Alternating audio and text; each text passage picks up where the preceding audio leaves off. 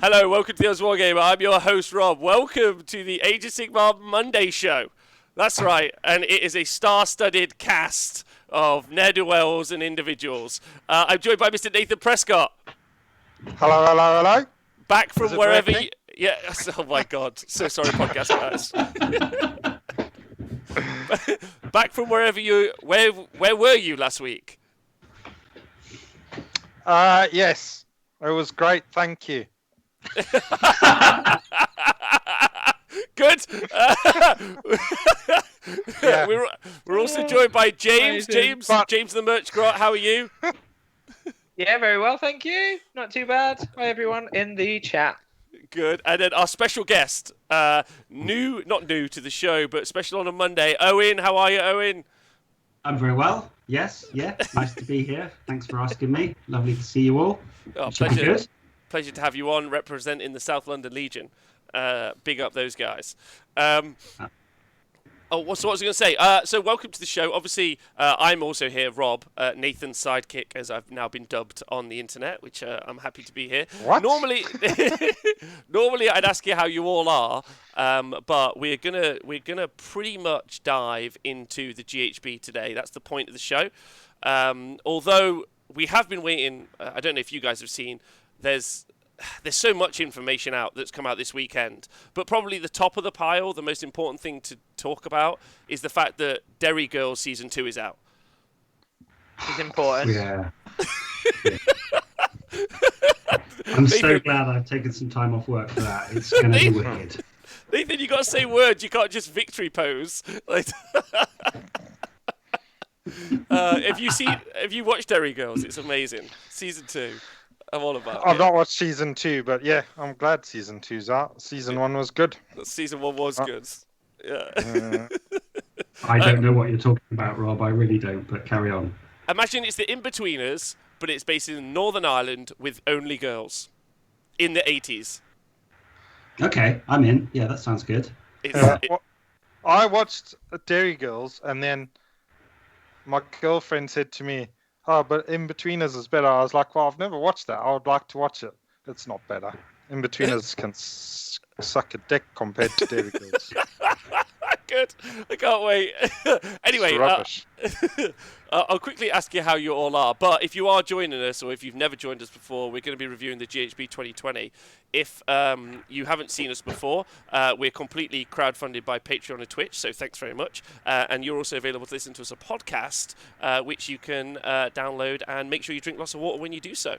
But the best people, arguably, are the Twitch chat, and they join us live, like Tomb King Tristan, Wargaming Dad, Andrew Wells, and MJ Pegasus. And you can also subscribe, like Golden Ghost General has, so thank you to him for doing so. How are you all doing? Are you well? Grand, yeah. Yeah, pretty darn good. Yeah, I'm very well as well. I've actually played a game from the Generals Handbook. Not in reality. I played a TTS game. So, that was fun. That was nice. I went to my friendly local gaming store, the Bad Moon Cafe. It was obviously quieter than it normally would be, but it was great to catch up with a few people, have a socially distanced beverage, and talk about a bit of Warhammer. That was really nice. All good. Okay, good. Well, that's some big positives. It really is. Nathan, anything you've done this week? Warhammer-wise, no. I bought the GHB. Okay, well, that's a good kick-off point. We'll talk about that in a minute. And James, what about you? I played a real-life game today. Where and what did you and how did you do that? So I played. You're allowed one person in your house now, because it's just me. And so I had a friend of a friend round who's never played to do like a teaching game. So it was only 1,000 points, but I think it lasted about 3.5, 4 hours. But it was literally like, don't know anything. So this is the first step. This is the second step. This is what happens here. These are your options. Then you do some stuff. Then we'll talk about like what you've done, what I would have done, all the choices. And actually, it was probably the most engaged I've been in Sigmar for 4 months. And actually, it was really nice. I had a really nice game. It was really enjoyable. the company was good, and it was really nice to kind of talk Warhammer, but like at its real bare basics again, I guess. Okay, well that's positive. Okay, good. Lovely. I have done no actual Warhammering, but obviously have done the Super Series stuff, which is cool, and managed to get a venue today in the bag, which is big news, but more on that another time. That's not for today, I think. Yeah. So let's just talk about the book. We're going to dive in straight away. We've taken it pretty seriously today. I'm not going to lie. I feel like I sent everyone some show notes. We're on it. So we're going to talk about what's in the book, which is there are points changes, there are core rules changes, there are battle plans, there are auxiliary objectives, and then there's the Anvil of Apotheosis. So that's the kind of like bullet points for what is in there. And we're going to talk about how we're going to review it in a second. But before that, we are going to talk about the fact that that we have not had yet the PDF updates for any of the books since maybe Uruk Warclans. I think I actually have a list of the books that aren't available right now. So Uruk Warclans, Seraphon, Ogre Tribes, OCR, KO, Tzeentch, Cities and Slave Starkness. None of those have had their points updated, right? No. Yeah, it's mad.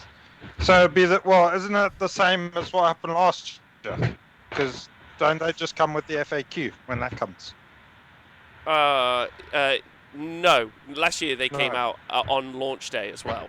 Oh, did they? Okay. Yeah. Sorry, I'm thrown off a little bit by some of the audio. I mean, could you mute yourself a sec just to see if it's you? Just to see. It's probably me. And then we'll move forward from there if that's the case. If not, everyone else can identify. Which is good. Yeah, this is. I mean, I'm bringing a whole new level of professionalism to the piece. I do really like the hairband though. Thanks, man. I know. That can't see. Anyone that's podcasting, Owen's wearing a kind of 90s, probably the band 5, I would say, little hairband. Oh, you're reminding me of my misspent youth. Hold on, I can't even find. Maybe no one else can hear it. Everyone else can everyone else hear it? It sounds like a Hoover. Thank you also to Crandalista for tipping $1 to the show. I can hear. It sounds like traffic. I tell you what, then maybe I need to just maybe me coming on the show is just a step too far. Oh, that would be a shame. No, we want to hear your opinions. I think it might be the fan in my computer. Hold on, I'm going to just mute myself. Let me just pull this out. Is this going to resolve it? No. Let me mute myself, and you can tell me yes or no. I'm really excited. I spent an entire day on the work for today, and we're live testing some sound. So, you YouTubers are watching back who think this is pathetic. I'd like you to know that I also agree that I am awful. So, Nathan, what about you? Is it you? Mute yourself. No. Okay. I'm sorry about this, everybody. It is probably me. I think so it could be that you're recording from your laptop mic, I think. But we're good. We're good. Going to talk Generals Handbook. Yeah, I'm excited. Yeah. Okay. All right. Well, let's try it. Okay. All right. So points changes, core rules changes, battle plans, auxiliary objectives, and Anvil of Apotheosis. Mute yourself. Yeah, I'll mute myself. Let's see if that does it. Right. So the Azir app has not been updated. They said they're not going to update the Azir app. Okay. because they're working on the 40k app. Yeah, which is important, right? How did everyone feel about that? That's the real question. I think it's terrible. I had to think about this earlier, and it's a bit like if you're at a restaurant and you had your starter and it was delicious, and then a big party comes in, like 50 people, and they get seated, and then the waiter comes up to you and says, I'm really sorry, you can't have your main course because we're going to cook their starter, so you're just going to have to wait a couple of hours, and then we're going to feed them and then come back to you. Which is just a bit shit, really, isn't it? It's really shit. It's some of the worst. So I was talking to some of the 40k guys. So Val and Peter are going to be on tomorrow. I was talking to both of them, and I was like, "What do you think?" And I was like, "Have you heard about the Age of Sigmar news?" And obviously they don't generally tend to keep up with it, although Pete does a bit.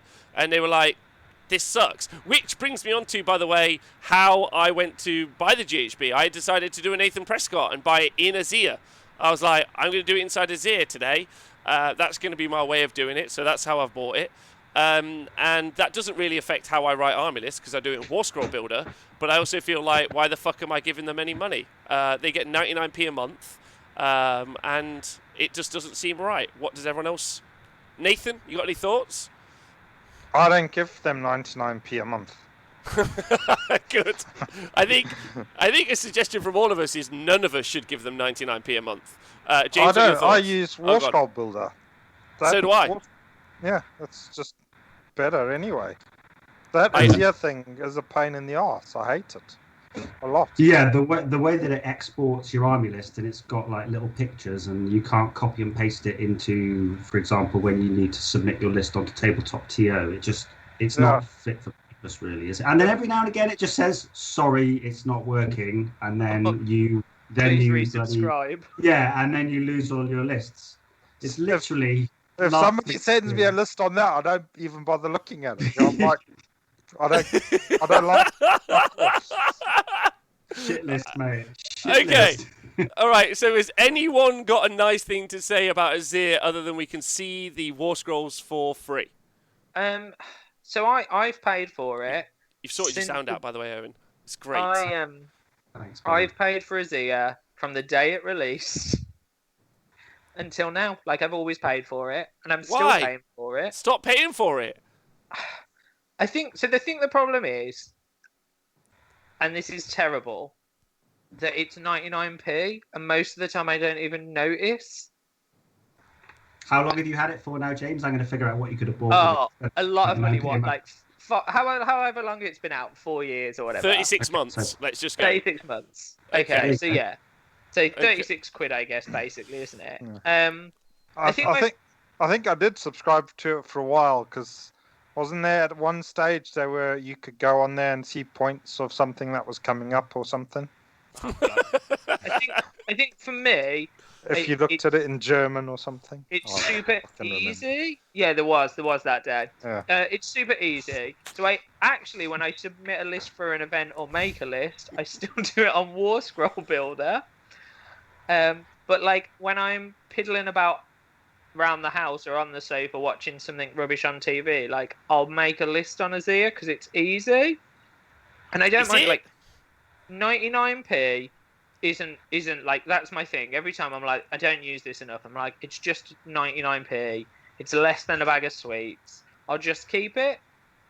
At the same time, I still think it's fairly horrific that they can release a book and not update an app, because it literally is just some data input and an update button, I would imagine. It is. Sometimes it updates early, sometimes it updates like the day of, sometimes it's the day after, and this time it's like, oh, there's a whole new book, but we can't do it because we're doing another app. So can we as a community, I feel like, I don't want to instigate anything, but I feel like we should all just vote with our feet and everyone should cancel their subscription. I just think flat out, because also the case usage, which someone in the chat said it's fair, and I was like, it is fair and honest. They were like, by the way, guys, we're not doing the work that you pay us to do because we're doing work on this other thing that other people might pay us to do in the future. Yeah, which just doesn't seem right. So personally, I think cancel that. That's a sack of shit. Like, that's my opinion. Don't know if you guys agree, but let's go. Let's leave it the fuck alone, because I think it's bang out of order personally. But that's my current feelings on it. What do you think, Nath? Any thought? And also, I wanted to be super into the 40k app, but no chance. Like, I've got very little confidence. They're like, oh, we'll update this. I'm like, you're not even updating the current one. I think it'd be really easy. Like, do we think it'd be really interesting for me? And I know they're never going to give us it, but I think it'd be really interesting to see like how many subscribers there are for Azir. So it's 99p a month, but let's say 6,000 people subscribe, so it's $6,000 a month they get for basically not doing a lot. So it'll be really interesting to see if the 40k one is considerably better, considering they think it's worth what, like should be four times better. 4 times better, 4 James. times better. And I can't understand. So I'm going to. So it might work. I'll play devil's advocate. Do we think if Azir worked? So we're going to ignore all the complaints we just had. If it worked, would we pay $3.99 a month for it? Well, For like, no. No, and also don't forget. Remember, the AOS app hasn't been updated in months. The Seraphon release didn't work and still hasn't been fixed. Okay, so we're all good. We all know we're not using Azir anymore, and we're happy. Yeah, I mean, I'd pay a quid or even more for the app that we have, but not for the Azir thing. I don't like the format of it or anything. I'd like to point out, and actually this is the best argument I've seen in the chat, so sorry to everyone else in the chat. Ben Clapperton has just said you can get Netflix for not much more than the cost of the 40k app, and he's right. Let's not talk that today. Let's talk. No, I know, but I think price comparison, would it be as good as a service? I guess is my issue, and probably not because Azir is terrible. Well, but it's not terrible. I mean, you get all the free war scrolls. I'm into that. That's a great decision. That's great. The army building isn't. That's not Azir. Azir is just the pound per month bit, isn't it? Yeah, the army builder. That's just the war scroll builder thing, their war scroll builder, which is weird format and just crap. So I agree. I think they've got bigger problems though, haven't they? Yeah. I don't mind Azir being shit if we have an amazing game to play. I would rather focus on that. As long as we still have the app, I don't give a fuck. They can do whatever they want with the app. With the Azir. As long as we have the war scrolls. As long as we've got the app still. I mean, I think the app was better in its previous format anyway. But what the way we get it now is still great, and I'm still happy that we get that. Yeah, I mean, it's even worth paying 99p a month for just that. Yeah, for the free war scrolls in an app. Yeah, that's what I'm saying. I'd pay money for that to be kept as it is, or even maintained in a better way, and they can take, and incorporate war scroll builder. Well, they brought. You don't need Azir. Yeah, they don't need that Azir app. Agreed. Thing. Loads of pictures. Okay. I like pictures, but. Good. I like pictures. Different pictures. Yeah. Destruction player. There you go. Right, so that's the first point. Azir app not updated because they're working on the 40k app instead. Makes us feel like we're second-rate citizens. 40k is more important. We pay already. PDF changes still not out. No reason stated. So they haven't said that they are going to update some stuff. But in what is a beautiful turn of phrase, obviously being connected to the Warhammer community generally and being based in England and or Nottingham, you tend to hear things through the grapevine. There are some current problems with the battle plans in that they don't necessarily state minor losses and minor wins on them. And apparently that's being rectified in the FAQ. So that's some cool news that we've heard. But we haven't actually heard either. I wish that the news that certain people got was news that we all got, but... Anyway, so we're still waiting on the FAQ, but I do worry that we might be behind the 40k game, because if the app team are busy, then maybe the rules team are busy. So we currently can't play, or everything that we're about to talk about is got a little star next to it, because we don't know what the situation is. So there you go. Not great, but anyway. Right, so when reviewing the GHB as a whole, so when we're looking at it as a whole, we have to ask ourselves, what's the intent of the GHB? And what is the point of the book? And Games Workshop have said previously, like they do with Chapter Approved, that it's their way of yearly balancing the game to make it that it makes sense. Now, they haven't actually stated what that means, what balance would mean in any way on any article that I've ever seen. I haven't really... They've said that it's... and almost always, most of it is...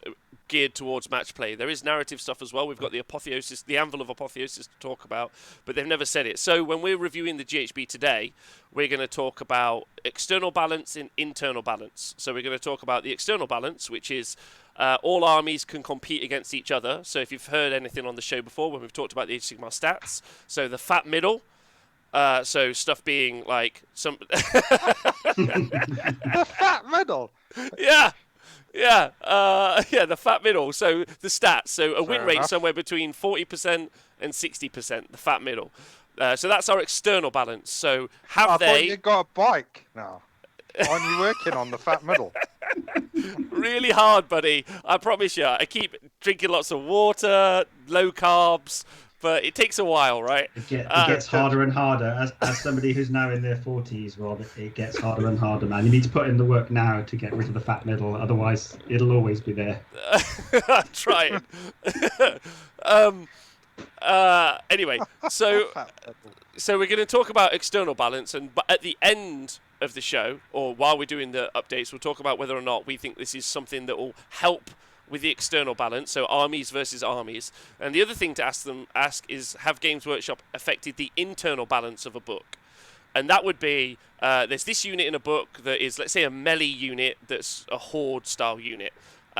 Chaos Warriors versus Marauders are kind of what I'm talking about. You've got Chaos Warriors and Marauders. Internally, Marauders are just so much better than Chaos Warriors. They don't do a different job. They're basically melee units that score objectives. But internally, Marauders are just loads better. So the real question, and when we talk about points, we'll be talking about the internal balance, and have Games Workshop done stuff to affect the internal balance of books with the GHB. Does that make sense to everyone? External balance, internal balance? Yeah. Yep. Yeah. Okay. I'm feeling pretty balanced right now. So all right, nice. Let's get zen. Okay, so the first thing that they've shown is that there will be 0 to 3 endless spells available. So you can only take a maximum of 3 endless spells in your 2,000-point match play list. What do you guys think? Good. I think that's a good change. Agreed. James is shaking his head at me, but I'm gonna. I don't know. I think there is part of me, and I know this will get me some slander, but there is part of me that almost feels like the points when they almost limit those sorts of things can drive me mad, because I understand that sometimes bits are abused, but I also think sometimes it destroys some of the creativity we saw from other lists that actually would have used endless spells not just to block, people in or such. So I understand why it's been done, but I also think I will miss the day where one person brings a million endless spells and the board just goes crazy. And I know that's probably not ultimately competitive in some ways, but I do think it could make a laugh of a game. But then I guess maybe that's a laugh of a game rather than a match play game. But they were fixing a problem, and that problem is abusive endless spell builds, which did create a very weird situation where you could have an army that just was boxed in by spells. It's kind of cool. Yeah. It's kind of cool, but a really negative play experience. So I actually see it as a really good fix. Owen, you got any thoughts? Yeah, I mean, both you and James have pointed or made reference to the fact that it's cool and it's fun, but it's only fun for one person when you do that. If you've got I think it's Games Workshop wanting to move away from, you do see it in other things they do in terms of they want to stop you misusing the things they've given you to play with, because they weren't intended to block. But if you've got a foot slogging combat army, such as a Dwarden based army, or perhaps more tribes, or even daughters without Marathi, nothing flies. And then I played it last year a couple of times against a sort of 7-spell change host list, and I was running Gotrek, and it's literally just like Shackles, Gravetide, Palisade, and then you can go even further, like playing the host Duplicitous, so that you tag them, and then you tag them one side of the Palisade within 3 inches, and then they can't retreat from you either. So it just created some real non-games, especially with lots of dense, heavy terrain and non-flying stuff. You just block up all the channels, and you go, well, we're playing a combat game, and we're not going to fight each other. And I just, people have a shit time then. So I think 3, you can still have fun and be creative with 3. But I think spam, they don't want you to spam them. I think it's interesting as well, isn't it? Because as I sit here and we talk about it, I'm thinking, okay, actually, if Owen takes 3 and I take 3 and we play a game, that's actually 6 on the board still. It's still a lot. A good point in the chat is the variance of endless spells you meet will go down, and I agree with that as well. If you can only fit in 3, you're picking the best 3. But you didn't often see 3 anyway. It wasn't like that they were super common. Nathan, you got any thoughts? Yeah, in general, I think it's a good idea that they've done that. I think spamming of anything is a bit bullshit, really. So it'd be nice if they said you can't bring more than 3 of anything. I would also agree with that. That's also a good point. Okay, so that's good. So we think that they were trying to curtail negative play experience, endless spell lists. Like Pete says in the chat, they've done that for endless spells, but have they done that with one-drop shooting armies? Let's see. I know we talked about this last week, and maybe I've missed something that anyone else has seen, so I'm going to just quickly read it out the chat, because it's a question I think probably got asked last week and we thought was quite interesting, are the Fire Slayer... Oh my god, I don't even know what they're called. Invocations and the spells. We don't actually... I said, hadn't I, they're on the endless spell bit of your thing, but we don't actually know. So we still don't know, do we? No. In that FAQ, we one day will get. So then the next rule that we've seen is the no multiple damage prevention rolls. So previously, like you would have, let's say Phoenix Guard, and they would have a 4-up DPR save, their armor save and a DPR save. Now you can't give them an additional DPR save. Great change, not a problem, doesn't bother me. Has anyone got a problem with it, or are we all happy? I think it punishes good list writing in a way, like finding those overlapping synergies and creating all these auras. I thought it was pretty cool, but at the same time, I think it can be a little bit of a grind and there's loads of dice to roll. I think GW obviously want to make the game faster and it's going to speed things up.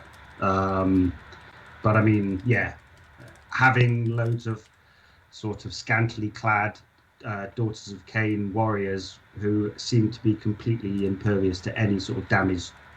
It didn't read correctly on the table, did it, when you had these scantily clad, non-armored warriors who can just bounce off every attack that's coming towards them. I think it makes Nagash easier to teleport, so I'm up for that. You're up for that, aren't you, Nate? Yeah. Bring him closer. Yeah, get him close so you can stab him. So I personally think that's just a good change. And I think multiple DPRs was fine, but not like an issue. Nathan, got any thoughts on this or not? Well, yeah, I mean, so that obviously, the Blessing of Cain was re-rolling its 5-up, wasn't it? I did see Heinrad in the chat, actually. I've never played them, so does that not get changed and they've still got that re-rollable 5-up? Yeah, because it's still the same one. Like, you're not taking multiples. Okay. Yeah, you're not taking multiples. But it would, like a Legion of Chaos. Okay, so you can't get it from different sources, but if it was a re-rollable of the same one, then you can do that? Yes. Yeah. Okay. So discussing resilience, you could have the 5-up and you can have the reroll ones that you can get from maybe Sportsbox Scrivener, I think. But yeah, that's so I think that's good. You couldn't have the Disgusting Resilience and the Harbinger of Decay, or are they different because it's mortal and... Yeah, you can't do that. No, they're also different. They're also different but yeah. You can't get in OBR. You've got reinforced battle shields, which is a 5-up save against mortal wounds, and you can't then put a death save on top of that. Is that what we're saying? Yeah. Which is good. Yeah. It wasn't that much of an issue, but yeah, it does sort of makes the game maybe a little bit quicker and makes stuff die faster, so everybody's happy. Yeah. Okay, good. All right. We're all happy with that. Personally, so far, those core changes I'm a fan of. Next up is that they have now changed secondaries. They're out. And they've also changed kill points as the way that you would score a minor or a minor victory if there was a case of a draw in those incredibly rare instances of draw. Unless you're playing something like Knife to the Heart, where you have to score both objectives to win, where draws were common or minor victories were common. So they're no longer using kill points to determine sliding scales of game. Instead, they've introduced something called auxiliary objectives. We'll talk about those later. What do you guys have? You guys any feelings about this? I guess my real question is do we think TOs will still create their own packs, and will this help differentiate games in a tournament at the top? So if I go 5-0 and I do all my my auxiliary objectives, do we still need kill points, or are you happy with kill points going away? I think most people will be happy that kill points have gone, and I think a lot of independent tournaments, especially, were leaning towards using secondaries to introduce a gradient between separating players. So. I think Sorry, Nathan. And then strength of schedule as well on top of that as another layer. So I think, and a lot of armies aren't set up to kill a lot, are they? They're control-based armies, so it punished them in the past. So I think, again, thumbs up from me. So the only thing I can think to say is that, like, if you could win through attrition, like I know, so Vince from One Weekly, I'm on his show on Wednesday talking about the GHB as well. He said that he doesn't really like defensive armies because it's super boring. But I feel like that they add a valuable element to a game. Fire Slayers aren't included in that, FYI. They're an offensive and defensive army at the same time. I think if you've got the flexibility of being an aggressive army, then you're probably more likely to be able to achieve secondary objectives, a wide variety of them anyway, over the course of a tournament. Whereas if you've got a defensive army, you probably only got you're more limited in the number of secondaries that are more up your alley. That's my feeling. Without having gone through them all. I also don't think it's true that just getting rid of kill points means people won't just take an army that can nuke you in a turn. Like if I can still design an army that blitz you off the board, it doesn't, like, removing kill points doesn't change that. I'm still going to do that. You tend to win the game if there's nobody on the other side of the table. And secondaries become a hell of a lot easier if you're not having to compete against somebody to achieve them. So exactly. Yeah, I mean, if you blow somebody away, it's a great way to win the game. For you. Yeah, exactly. But I am excited about it will help define a game. But in a tournament, it's fine because they have introduced tournament rules as well, which is interesting, although not necessarily flawless or perfect, I think. But the real question now is, what do I do in a pickup game? Because I've got 18 auxiliary objectives to choose from, but you and me want to have just a pickup game, Nath. Are we just randomly choosing the best 2 or 3 that are available for my army straight off the bat? But, a tournament, I can only choose 2, and then I can't choose. I think you can think of a way to do it. I mean, you could randomize it, I guess. Yeah, you could randomize it, or you could pick it. Just say out of these 6, and then roll 2 dice and say, okay, I'm taking these 2 out of the 6 that I chose. So there's an element of randomization or something like that. All right, so the big question is, on the stuff that we've seen so far, is do we think that this will create any external balance? My point is there anything that we've seen of those core changes that we think might change the armies that are really good into being middling, or the armies that are really bad into going up? No, I can't see them making that much of an impact on what is good and bad in the meta. I think you would find that a lot of TOs would curate the secondaries anyway. And I think the main difference, between what they used to call hidden agendas is that in most tournaments outside of Warhammer World, you wouldn't play them as hidden.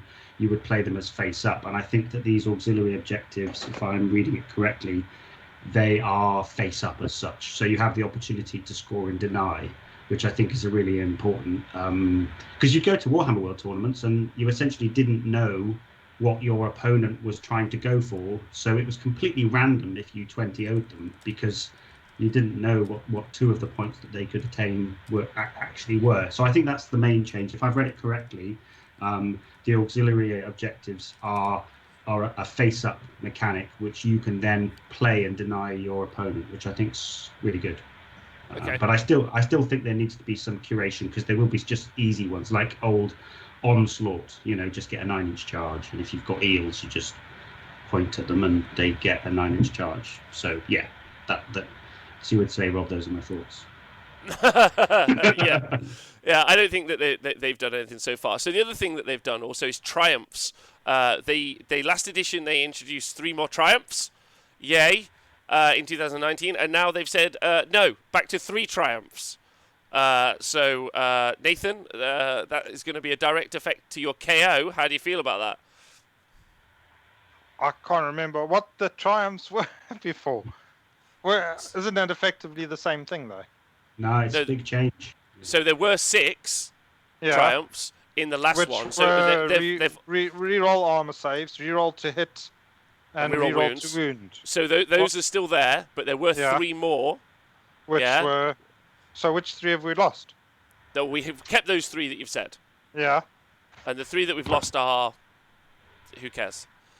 There was one good one. There was one good one, which was reroll a charge, or use a command point. Oh, come on! Oh, were those triumphs? Yeah. All right. Yeah. Oh, yeah. Yeah. I mean, obviously that hurts KO more than. No, anybody. it doesn't. It doesn't. I actually don't agree because you now are more likely, or like, I guess if you really wanted reroll charges, but do you randomly determine a triumph, or did you choose it with your Aether Quartz or Aether Gold? You chose it, so it meant if you failed a charge, you could reroll it even if you didn't have the hero nearby. So, not that you would be charging, but still. But still nice. Still nice. Yeah, okay. It's nice to have flexibility. So they've lost a bit of flexibility, but I can't imagine they were used very often. The main ones are still there. The reroll saves is huge, and the reroll to hit and to wound. Yeah. Okay. All right. Okay. So yeah, I don't think that has made any difference either to armies.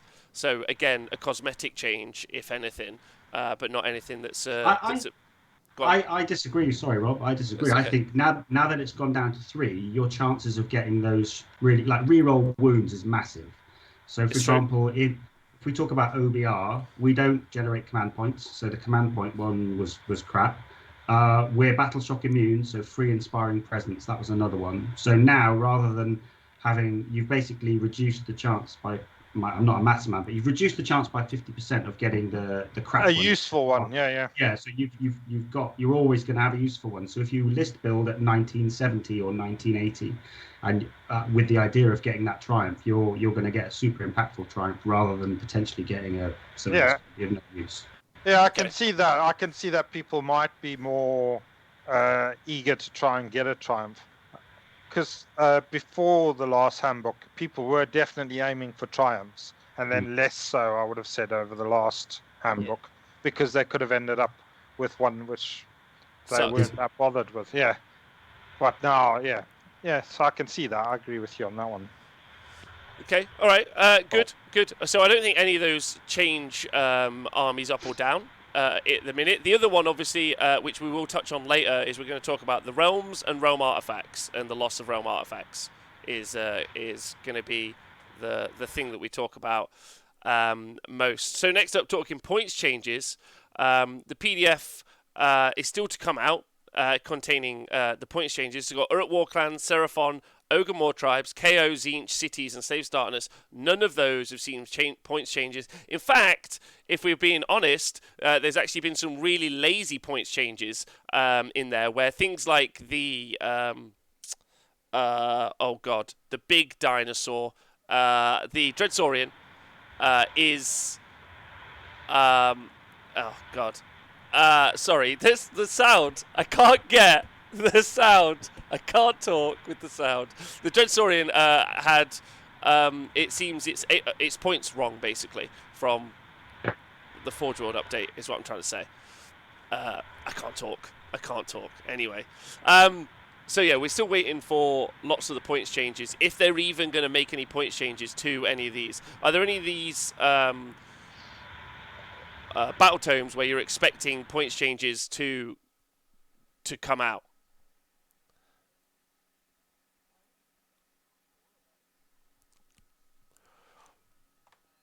Yeah, I think all of those books. I mean, we've had leaks, haven't we, about those ones, and it does look like they're all having changes. And they're probably having more significant changes than what we see in the points that we've got so far. Go on. I was just going to say, just for clarity, because I play the game a lot, but I'm still not 100% sure. Is anything going to change, for example, with Khorne or Sylvaneth beyond what they've printed? Or is that it for the next year? There's nothing in the PDF that's going to come out. It's only going to include the battle tomes from cities and Oryx onwards. We don't know anything about the actual PDFs. We say that we've seen leaks, but we've actually seen nothing. We've heard some rumors, and that's it. a Word document, aren't they? Like, they could be anything. I could just do one and release it in 10 minutes, and I think it'd get discussed. Yeah. But yeah, you would think that those are going to get changed. I mean, we had the most significant points changes for the last GHB were done at Christmas time anyway. So that's probably going to happen again this Christmas time, where I think everybody was surprised and pretty happy with the points change that came in the middle of the season. Whereas the actual points changes that came with the General Handbook were a little bit underwhelming, which I think is quite a feeling that a lot of people have about this one. So maybe we can look forward to Christmas, but who knows? Okay, so let's talk about the points, because currently we have to ask ourselves what we've seen so far in the GHB, and this is the problem with not releasing the PDFs at the same time as releasing the GHB, is we currently have no idea. So some of these might seem, it's completely fair to say that things like Seraphon and Tzeentch are pretty bonkers. And they've got some significant scary output at the minute, and if Games Workshop doesn't do something about them, they're going to ride the top, which is what, like we talked about last year. We talked about how impactful Flesh Eater Courts and Skaven were. We talked about on the show every single day until it got fixed, so it was clearly a problem, and it clearly was something that Games Workshop also agreed with. So we're not pointing out anything other than, I think, the blindly obvious. So when we're talking about the point changes now for the different factions, what we have to ask ourselves is, does it affect, so you pass and fail Twitch chat, and also you three, pass and fail, does it affect the external balance, as in, does this make this army able to compete in the meta better, and does it affect its internal balance? Are the units more on level with each other so you can pick and choose what you want? And internal balance is really exciting, because you obviously don't want to look at a book and think, yes, I'll only take that one unit all the time. You actually want to be able to pick a variety of units, because we all want to do that. I think that's fair to say. So pass and fail. So Beast of Chaos, one of the worst armies in the game, 40% win rate. Yeah. They decided to take the Chimera down 20 points. The Cockatrice, Dragon Ogre, Shaggoth, and Dragon Ogres down 10 points. Braster Spoilers, some battalions, Braster Spoilers, Pestilent Throng, Phantasmagoria Fate, and Thunderscorn Stormhead, all down 30 points. Owen, what do you think? Pass or fail on any of the factors? I really wish I had that Halo Twitch sound effect now. You know, the boop, boop, boop, because I would be smashing that a lot. Because yeah, there we go. I think, I mean, the Chimera has had the biggest points change, hasn't it? And nobody ever buys them anyway. They just summon them on and then blow up your little heroes on the backboard edge. Yeah. So now, in a word, yeah, it's a massive fail. I mean, that book needs some serious surgery, doesn't it? And 10 points here and there does sweet FA. It's really sad for those players because, yeah, I mean, Bestigors, they needed a drop, didn't they? Yes. Bestigor needed, yeah, all of it needed a drop. And the problem that they run into, and maybe that there's like a points for wounds problem. Like some war scroll changes would have also been decent as well. So hopefully for that in the PDF. But yeah, we're currently at a fail situation. In my opinion, in that it doesn't make the army more competitive in any way. And it also, because you didn't see Dragon Ogres or Dragon Ogre Shaggoths anyway, and you still won't at their point, so it's an internal fail as well. So external, internal. James, got any thoughts, feelings? I think it's hard for me. So I took Beast of Chaos, didn't I, to Sheffield Slaughter, not last year, the year before, not this year, because it actually happened the year before, and they did really well. But I think just like so many books have come out since that they were quite expensive, and like I'm just sat looking at this and I'm like, cool. So if I was going to take Beast of Chaos, I wouldn't take any of those units, even if they'd have probably dropped them by double the points they've dropped them. The only thing in there that could be of any use to any Beast of Chaos player is the drop on Pestilent Throng, which is the Slanesh one. Yeah, but it's down 20 points. That's not in there. Like, you're not doing anything with 20 points. That's the only good one, and they haven't reduced that, so no, they're a waste of time. No. All right. Nath, what do you think? Yeah, it just sounds pretty underwhelming. I mean, I'm not really a Beast of Chaos aficionado like these two fucking goat weirdos. But still, Love me a goat. Love me a goat. I like goats too, actually. But yeah, no, it does sound like the Beast book, which was quite an old book, does sort of need a bit more of a it needs a bit more of a pull up to get it anywhere close to some of the new books. So yeah, and that's not happened, does it? So. Okay, no, it has not. Poor BC Chaos players, I agree. FYI, I'd like everyone to know that I'm pretty much going to give almost everything a fail. This is comfortably, in my opinion, one of the most cowardly and lame points changes that we've seen, but we'll continue on. For Khorne, Owen, you've been running Khorne a lot. James, you hate Khorne, and I don't think Nathan cares. They changed one war scroll. They changed one war scroll, which is the giant Khorne dragon down 100 points. They didn't think that Blood Warriors needed a help. They didn't think just the list. Bloodthirsters, any of them. Yeah, go on. Oh, it's just, I mean, if this just smacks of a company that wants to sell an expensive model, isn't it? It's got nothing to do with the game or the meta or anything. Make it. If that's true, then they should make it less than 1,100 points. It fucking sucks. Fun fact: the first ever tournament I went to, I've played against that with my Sylvaneth. Oh my god! I actually lost to the Khorne Dragon, so yeah, I don't think it should have come down 100 points because it's ridiculous. But no, I'm joking. No, in all seriousness. I mean, they could do. There's lots of things that come up in all the chats. You know, how can Blood Warriors be like? I've been running a lot of Slaves to Darkness units, and like I would say that Iron Golems are better than Blood Warriors, and they're 30 points cheaper. And you know, so Blood Warriors, I don't know, give them a rend. Either make them 20 points cheaper or give them a rend. They've just got real systemic issues with that book because everything's super fragile. We're in a shooting meta with lots of high end and lots of mortals. Like. You can turn up with a Blades of Khorne army. And I'm not saying they can't compete. You just have to play it out of your skin. But yeah, in summary, it is a double fail because, yeah, there isn't any resilience there. Everything melts. So if they want it to be that play style, then they just need to give us more. If it's all going to die, just give us a little bit more, please. So, I mean, Reavers, people will probably complain, but I don't think Reavers should be 70 points. 6 up save, 1 attack each, movement 6. You know, I think the big problem with Khorne is its mobility. Like, yeah, you can make something double move with the Blood Tithe, but it's a thing. Like, it's not a whole army that's fast. And like you said, it's got very little survivability unless you end up going like Jugs, which like Juggernauts of Khorne, which also have very little output, which is super weird.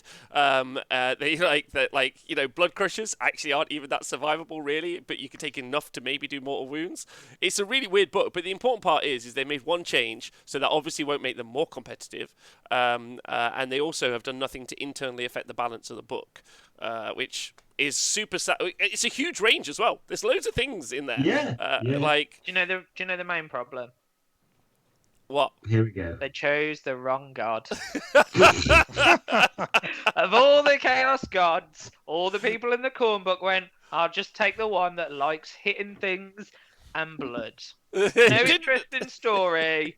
Can't make good greater demons. That's the god for me. You're just not ready for them yet. I know that Rob's changed his opinion on this over recent times. He's coming over. I have. I am. I'm gonna quit. They're an incredibly rewarding army when you build it right and you come up against something and it looks like it's a real mismatch and you can pull people's pants down with Khorne. It's great. I'd just like to say that actually my problem with Khorne isn't actually the army, the models, or the people that play them. I just think he's the most boring chaos god. Oh, fair. But also, but weirdly, the Khorne book is again a weird juxtaposition on what I think it should be versus what it is.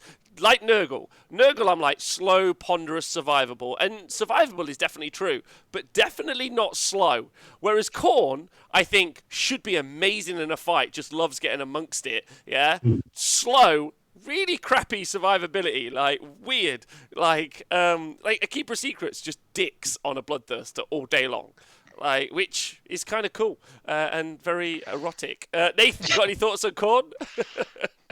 Same as the Beasts book, isn't it? It's like a book that's just got left behind. I think it was all right when it came out, but it's just getting left behind every new book that comes out, and yeah, they just need a good pull up to catch up. The new stuff is just like it's a different game at the moment. I do think it's a great book, I must say. I do think it's a really good book. It just needs... I love all the mechanics. I just think it needs a lift. I would agree. I think it's a cool book. I think it's one of the funner books to play against. And I think the internal balance is not bad, really. Oh, I don't agree with that at all. There's a lot of... You see a lot of variety of builds coming out of it. And I think there's a lot of builds that people just aren't playing that are actually probably as good as the ones that you do see on the table. So, I like the Khorne book as it is, but it's just like it's playing it's in a different tier to all the new stuff. And that's, it either needs a serious points change or a book. Or, just a few more extra free rules. Like every other fucker's got. Well, good news. This is the points change part of the show, and nope, they got none. Would you? Yeah. So is this? I need everyone from the Twitch chat and you guys. Is this so external balance makes it more competitive, and then internal balance makes the units more on par with each other. Fail, pass. What do you think, Nath? Yeah, I mean, so at the moment it struggles against the top tier books. It's okay in the other books that are in its tier. Okay. So if it's playing against Gits or Beasts of Chaos, all of them, yeah. And then when it's playing against the newer stuff, so it's a real struggle. So fail. Yeah. Is that what you're saying? I don't fail internal. Internally, I think it's fine. Okay. Externally, it's a struggle, or it's like a half fail because it's fine against the other books that it's at that level with. That are also shit. Okay. All right. That James? are also great. Okay. Yeah, true. James? I would go with it's a fail unless you spent £400 on a model from Forge World that you really wanted to use, then I guess it's probably a pass. And Owen, there's one guy that's happy out there. It's not helping the book internally and externally, but the few people that brought that £400 dragon probably got excited. Okay, and Owen. Well, I've got Ben Clapperton in the chat. Fail for the fail god. So I think that probably says it all. Yeah, fail. If only they had flails. Okay, next up, Maggotkin and Nergal.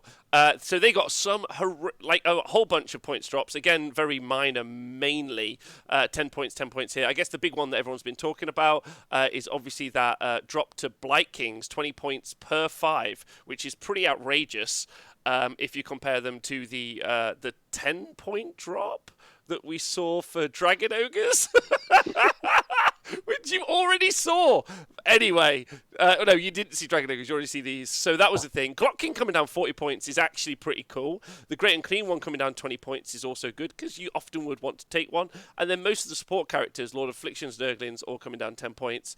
No, Nerglings came down 20, didn't they? Oh, no, they did. They came down 20 points. Yeah, sorry. The Nerdling point drop is atrocious. Those little fuckers can fuck off. That's... Tell me more, Nath. So what do you think about these points changes? Yeah. I think it's good. I think it's probably a bit better than... probably better for them. I think you're going to see them... I don't know. So they were a similar book to Khorne, I think, in power level. But I think they're probably a bit stronger now with these because they've had quite a bit of points drops. Obviously, the Plague Bearer, the Blight Lord spam is going to be a thing, which it was before. But I think looking at the other stuff like the Glock King and the Nerglings, I think the Nergling one is also quite a big thing, actually. Oh, you think there's going to be a Nergling meta? Those little fuckers. So. I love those Well, models. if people can get past the Blight Lords, yeah, they could be a Nurgling meta. Okay, all right, that's interesting. Also, Rottger's coming down as well is pretty good if you're wanting to run the Thricefold Befoulment battalion, so you get a little bit more points there, which I think is a thing. And also, someone's pointing that at chat, and it's a great point. Glockkin now allyable under the 400 point cap for allies, 380. You can ally in Glockkin in, say, Skaven, and then you could do 2 wound Plague Monks because of his spell. So that's tasty. Yeah, the Nergal meta sounds amazing. Yeah, if anyone wants to do that, I'm on board. Yeah. Owen, what do you think about the Nergal changes?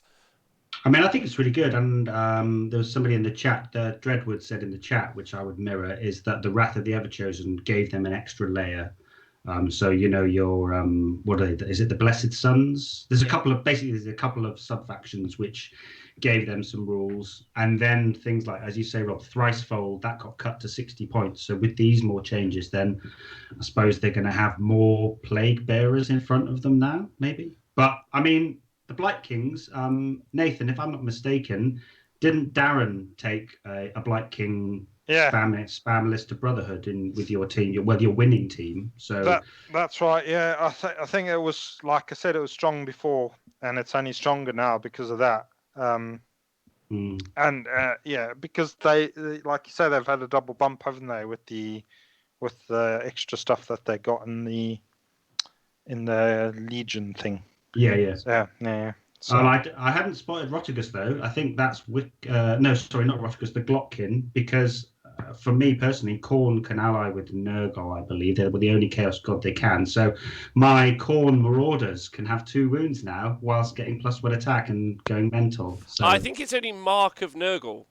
Like, oh, boom. Yeah, but you could also ally in Glockkin into Slaves to Darkness army, so you can have all the spells that you available. So you could take your Marauders, give them Mark and Nergal, buff them up, teleport them, and then sling them in. So 2 wound Marauders, here we come. Exciting. Which is not good. So I guess the question is, James, I'll start with you. Internally, pass or fail, and do you think that the army can be more competitive, pass or fail? I probably think pass. I think it's a shame that the biggest drop we saw was probably Blight Kings, just because they're the model you see the most, and I'd like the Nurgling meta. But I think actually probably pass overall. Also, good. By the way, also I was wrong. Glockkin spell is friendly unit, so you're right, Owen. You can have your Khorne Marauders with 2 wounds. Yeah. So. Yeah. Wow. Shit. Oh wow. I'm really glad I came on the show now. This is brilliant. I know exactly what I'll be buying later this evening. Well, that sucks. Nathan, what do you think? Pass, fail. How do you feel? Yeah, I'd give it a pass for the external meta. A little bit worried on the internal meta though, with it making Blight Kings, which I think were already decent for those points, now even better. So possibly it's going to be a fail there. In that you might see loads more Blight Kings, but then there are some other interesting ones. I mean, people are got to be tempted by the Glockkin now, and those little fucking Nurglings. It's just so the Glockkin doesn't have discussing. Yeah, the Glockkin doesn't have discussing resilience, which I think is probably the biggest. And he sat there with a 4-up save, just trying really hard. He's a named character, so you can't do anything really. Owen, what do you think? I would mirror Nathan's comment in terms of, I think externally they've obviously had a lift, so that's a pass, but I actually think that it's just going to lead to more spam of Blight Kings, so I think it's a fail on the internal balance. One thing on your note about Rotigus, I think he's mortal if I'm not mistaken, so he would benefit from the Harbinger's 5-up, so that is a pretty hard block to move when you've got Rotigus, when you've got the Glockkin and all the Blight Kings, so pass fail for me. Yeah, I'd also like to thank Stephen AOS in the chat who sent me a load of thoughts earlier, and also everyone on my Twitter who asked me a bunch of questions with this show as well. And he points out that obviously when this book went to print or when these points came out, we were talking maybe Cities of Sigmar time. So the fact that at that point Blight Kings exploded on 6+, so they got that. So they do basically if they hit on a 6, they do D6 wound rolls basically. Now it's now just on unmodified 6s, but it used to be on 6+. So if you gave them -1 to hit, it would never work. So they've got a better. They got better with that FAQ, but they got the points changes as if they had the old rules. So that's where you see Blight Kings. And I mirror, by the way, all you guys. I think the army is more competitive because you could spam Blight Kings. I also think that the Rottiger Scott King kind of like combos is nice in other armies, but I think an internal fail because I still think even Puskar Blight Lords are still too expensive at 190 if you compare them to other units in other books. And even what you can do with them inside Nergal. So I think there's an internal problem there. Not as bad as the Khorne one, in my opinion, but still a problem, very much so. But that's me. You guys obviously make up your own version, whether or not you think it's pass or fail. So next up, Hedonites of Slaanesh. You may have heard of these guys. You may have heard of these. So they got all points increases. So you've got Fiends went up, which is amazing because I don't think I've ever seen a Fiend. The Hellstriders of both types went up. The Keeper of Secrets went up an additional 20 points.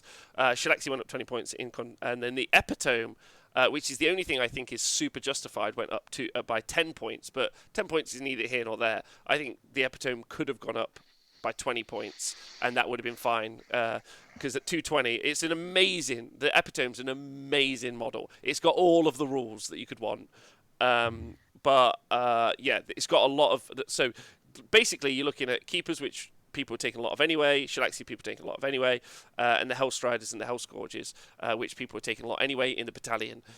So some big points changes there. It feels like it's made the army less competitive, so it's a fail. But they already had some nerfs because of how well they were doing at one point.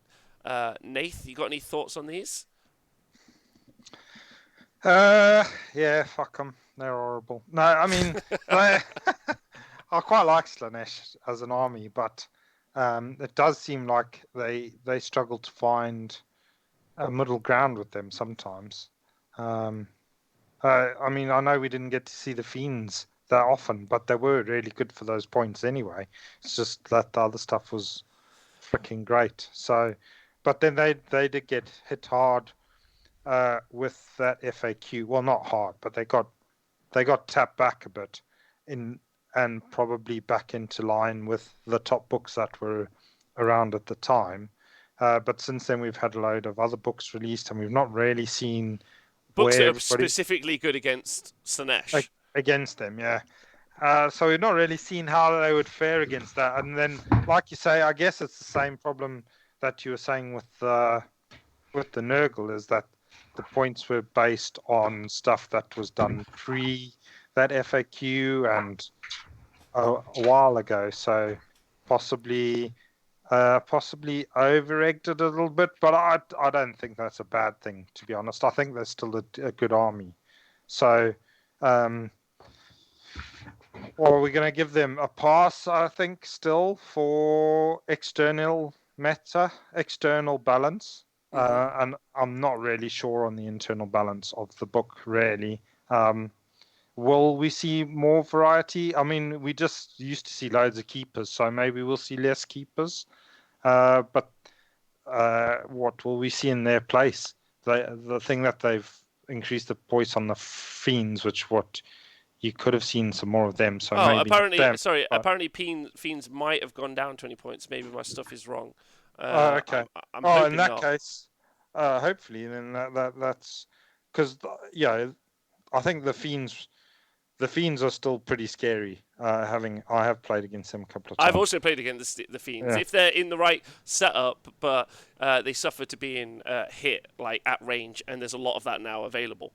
So I think, yeah. So I'll give it a pass. Oh, okay. What do you think, Owen? I mean, I've fallen out with people over Slaanesh when they're height, and I know that they've got a pretty tainted history now. But I think personally, with these changes, I think we should, as a community, maybe it's time to give Slaanesh a little bit of give them a bit of a breather and just let everyone bring their toys out and not have a go at them about playing Slaanesh. Because with those changes and with the nerfs, I think that they're a very fair army now with some real, you've got some real positives and negatives to playing them. They're still incredibly fragile, and I think the summoning's been brought in line. But yeah, I think the Contorted Epitome is still an absolute bargain at 210. I mean, we both played it in Legion of Chaos, so yeah, I think that I don't really see the need for the keepers to go up. Again, this just seems like I don't know though. I don't know though. Like 380. Like the Glock, not the Glockin, sorry, but the oh god, the Great Unclean one is effectively a buff piece in an army. It does almost nothing. Like, and it's a pretty crappy caster to boot as well. Like, the Keeper of Secrets can wail on some stuff, right? Like, it's got some combat. Like, I think maybe the biggest effect on the Heed Knights army maybe is the loss of Thermal Rider Cloak. More than anything, is the biggest nerf. So the loss of Thermal Rider plus, because you would almost always see that on your main Keeper, like just for that extra go in. And I think that's kind of an additional nerf that we're not really seeing in the points.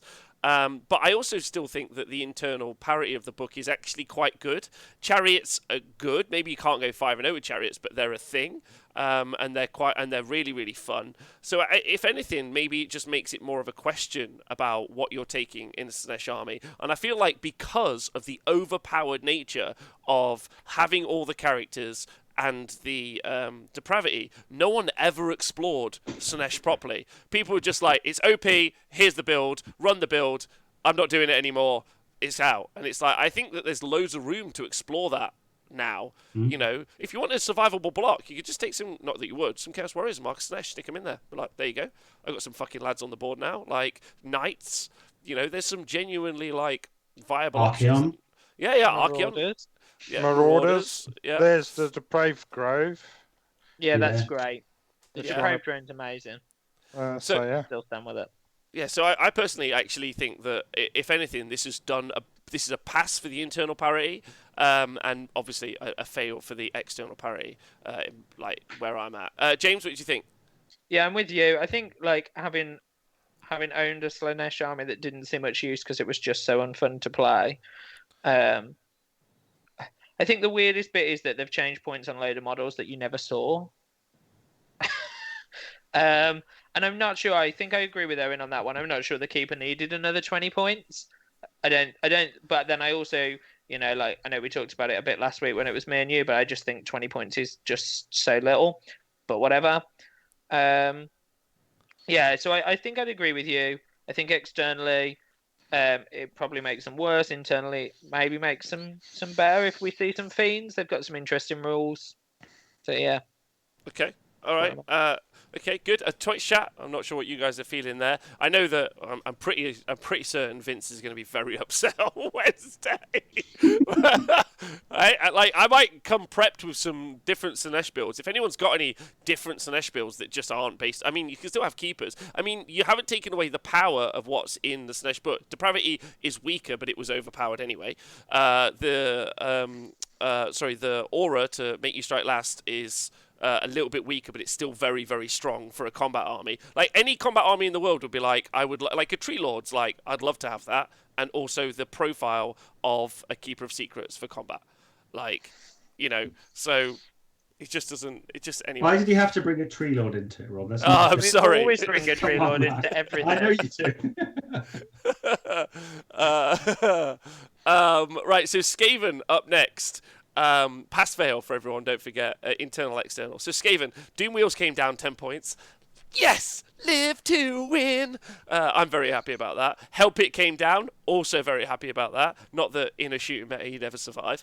Playcore came down. Rat Ogres came down. But the big win in this is the Warlock Engineer went up 10 points. No one cares about that. I mean, it is a big deal because it was in most lists. But the Storm Vermin came down 20 points, which is huge.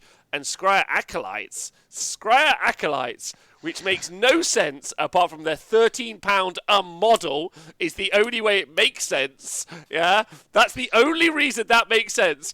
Came down. You can now get. Can you get 30 for 200 points? Is that right?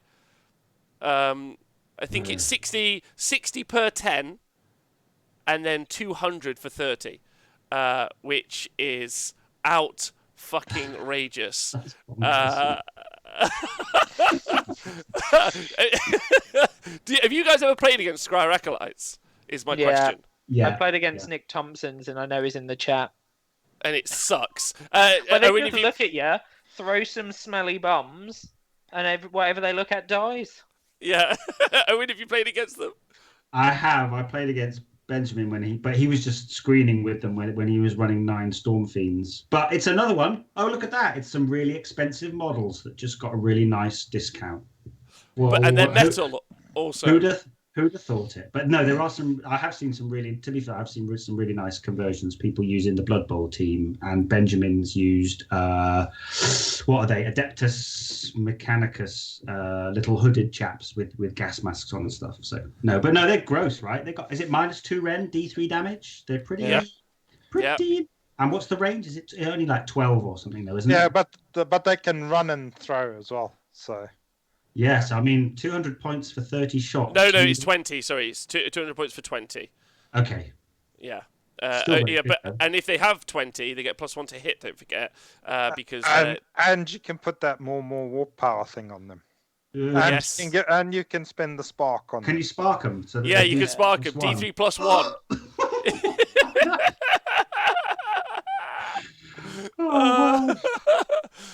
Which is just amazing. Also, everyone in the chat, I do see that Indomitus has been made to order now, which is great.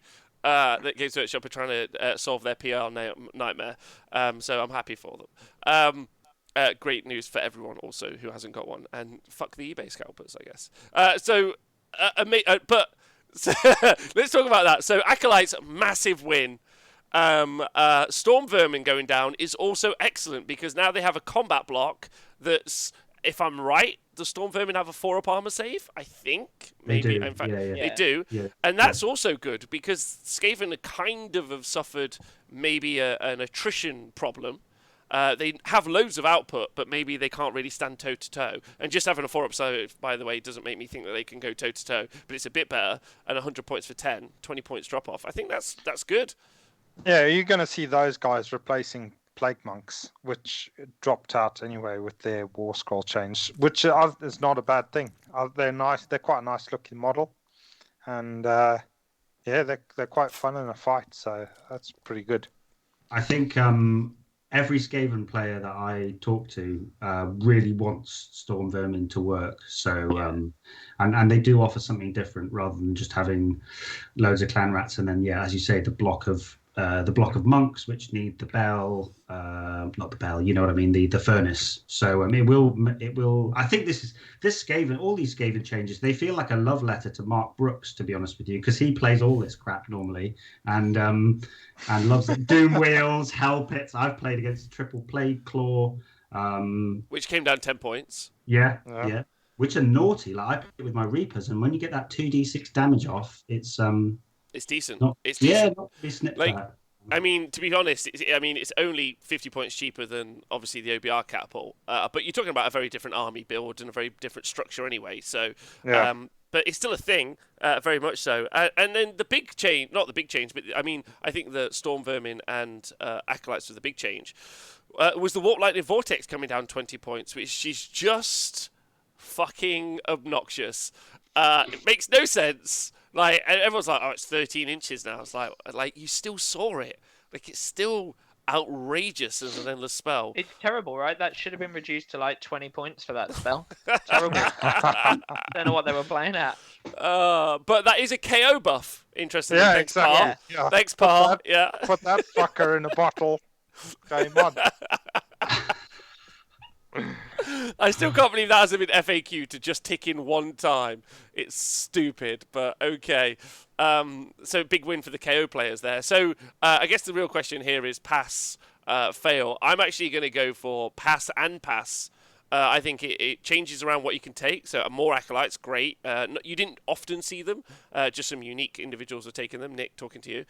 Storm Vermin, great. Doomwheel, help it, all great options. Doomwheel's going down is cool. And so I think actually pass and pass. I think it's more competitive and it's got better internal kind of parity. Owen, what do you think? Yep. Yeah, 100% agree. I think it's taken an already very rich book and just given you more opportunities to have more varied lists. So and I think it can still in the hands of the right general, it can still smash face. So yeah, I think double pass for double thumbs. I keep doing thumbs. I feel like some sort of Roman, kill, but I'm going to keep doing the thumbs. Okay, so it's two of these for Skaven. Yes. Okay. So Tissarathi in the chat, and I want to make sure I bring this up, says, look at the win rate for Skaven before lockdown and tell me how these changes help fix that. I actually think if I could use me having looked at the stats for a very long time, Skaven at one point were almost the most popular army in the game. I feel like Skaven, as much as being a competitive army, also is a hobbyist army. A bit like when you talk about the Cities of Sigmar. There's a lot of Cities of Sigmar players, but there aren't necessarily loads of 5-0 builds. But there are some in that book. There are some 4-1s and some 3-2s, and there's a whole bunch of fun lists. But I think the Skaven build has gone from some very auto-winning builds in a lot of ways, and it's become more of an army that you have to play over time with the nerfs. But also, it's got points reductions and it's got access to different units now in the Storm Vermin in the Acolytes. So I actually think it'll bump up, personally. But I do think that there's a lot of hobbyists who just play Skaven. I think it's an incredibly fucking cool army. It's awesome. And it might also be at a point now where I'm tempted to this might be the thing that I look at. I'd like to maybe toy around with it. I think it's good, truth be told. Nathan, what do you think? Yeah, I think Skaven is like a player's army. I think it always has been. I know when it came out, it did seem crazy strong because everything was it just seemed like everything was underpointed at the time. But now we've had all of this sort of generation of crazy army books where everything's super strong anyway. So Skaven might have felt like they were falling by the wayside a little bit because their points went up. Now their points have come back down. So I think they've probably got they've still got a chance against them. Or one of their big builds was the Vermin Lord build with all the Ender spells. So obviously that's also been double knocked on the head. You can't take so many Ender spells. But I think that one was sort of falling away anyway, with all the other strong magic armies. So they're going to have to look at other things, and I think they've got quite a few options there. So yeah, I'll give it a pass and a pass. It's a decent book still. Is that our first pass? I think it might be. Sorry, who have we? James, what are your thoughts? So I guess Skaven's a weird one for me because obviously Miles Hewitt, who's a Skaven player, is a super good friend of mine, kind of like the club captain. He's a huge Skaven player and just plays super random lists anyway. But yeah, I really like it. I just give it a pass. I think it's really cool. I think the Skaven book, one of the best bits about the Skaven book is it's one of those long-term books that people own models for or from for years, and I think it's really cool that they've kind of balanced out that book internally. So we see some models that we don't. I know he was super excited about Storm Vermin going down to the point where they're worth taking instead of just filling clan rats and taking better stuff. So yeah, big fan. Pass. Okay, and Owen, I've asked you. Sorry. Yeah, it was double thumbs. Remember? Yeah. Oh wow, there you go, Skaven Bros. Pass. Now I know some of you might not agree, and I'd obviously like to hear about that in the comments if you watch it on YouTube. But these are just what we think, and obviously we're always open to having more of a conversation. So next up, Daughters of Cain. They have got the Blood Rack Shine went up 10 points. Doomfire Warlocks went down 20. Hag Queen went up 10. So 100 points, still obviously mental. And Hag Queen on Cauldron of Blood went down 10. Okay. So no real changes there. I don't think there's tons that need to be discussed. I think, has anyone got any strong feelings about this either way? No. Warlocks are good. Warlocks are really good for that price again, but obviously they're still going to struggle to cast spells against some armies. But when they do get to cast spells, they're going to be great. It's a unit of spellcasters, which is really good. So, Hag Queen. She's pretty good for 100 points, but she's going to die really fast. She's pretty fragile, isn't she?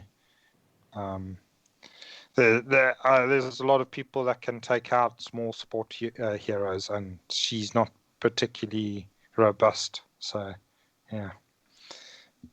But other than that, I mean, it'd be cool to see more of the Cauldrons, that's for sure. It sounds like they've had a points drop, so maybe some more tower lists.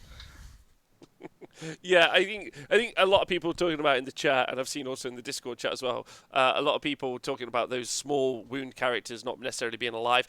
It's not just Teclis, it's the Sentinels as well.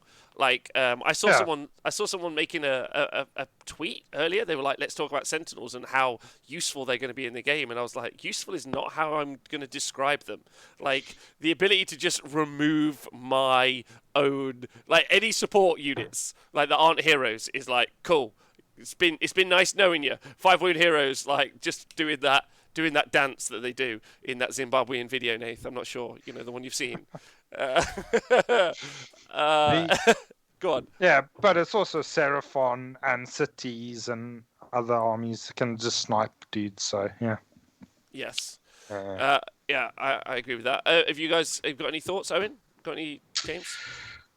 I don't really think it changes the metric on daughters at all, does it really? It's just a few changes. They do seem to be a book which just coasts on through, a bit like Ideneth to a certain degree, in terms of they make these. I mean, hags have just continued to go up and up and up, haven't they? Were they 70 when they first came out? Am I right? Or 60 even? Yeah, 60 or 70.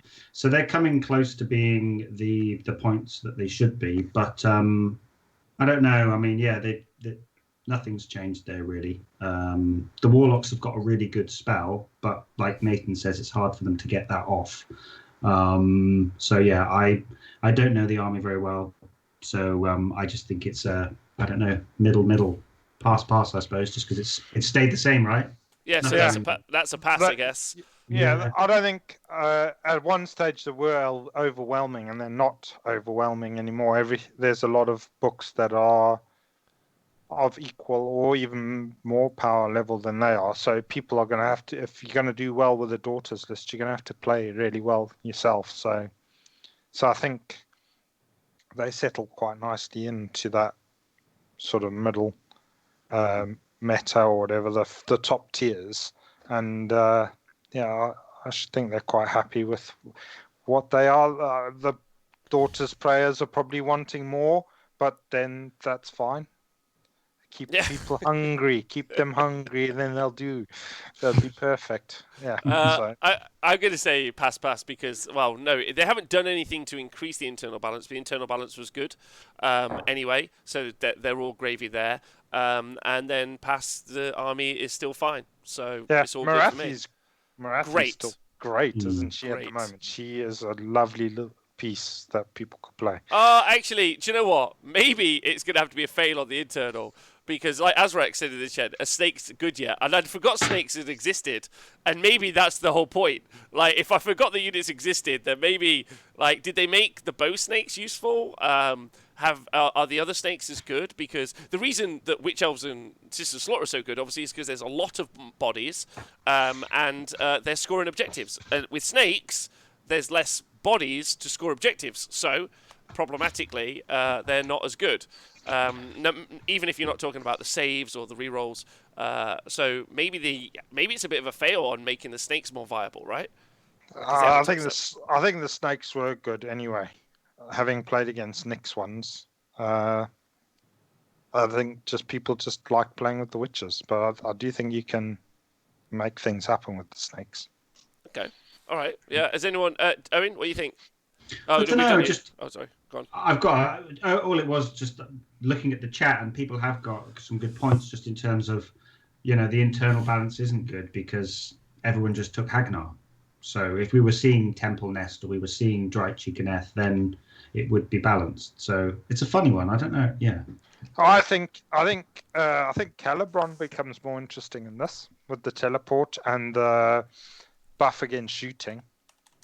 Yeah. So I think you could see less Hagnar and more Calibron. I always thought Calibron was more interesting anyway. So yeah. Yeah, okay. All right. I'm just going to say big shout out to my man Sam Worrell in the chat, obviously. Hey, Sam. Sam is mine and Nathan's dancing partner when we're out, FYI. Just. Right, so next up is Idnet Deepkin. So external balance. If you've just joined us, we're doing the external balance, how competitive it is, the internal balance, how much you can choose. How much the units kind of make sense in each other. So Games Workshop have done a terrible job of dealing with the internal balance of Deepkin since the book's launch, and they've followed on with that trend, meaning that maybe we feel like it's a feature at this stage. Reavers came down 10 points, Thralls came down 10 points, Voltronus came down 10 points, the Achillean King came down 10 points, and Lotan came down 10 points. So they haven't affected the most obvious build that they always take.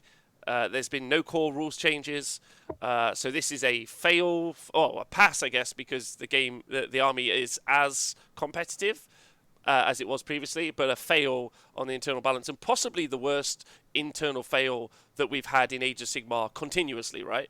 Like, it's had the most consistent time to have been. It's a really old book to have seen how they need to change huge elements of it, and we've seen none of that occur.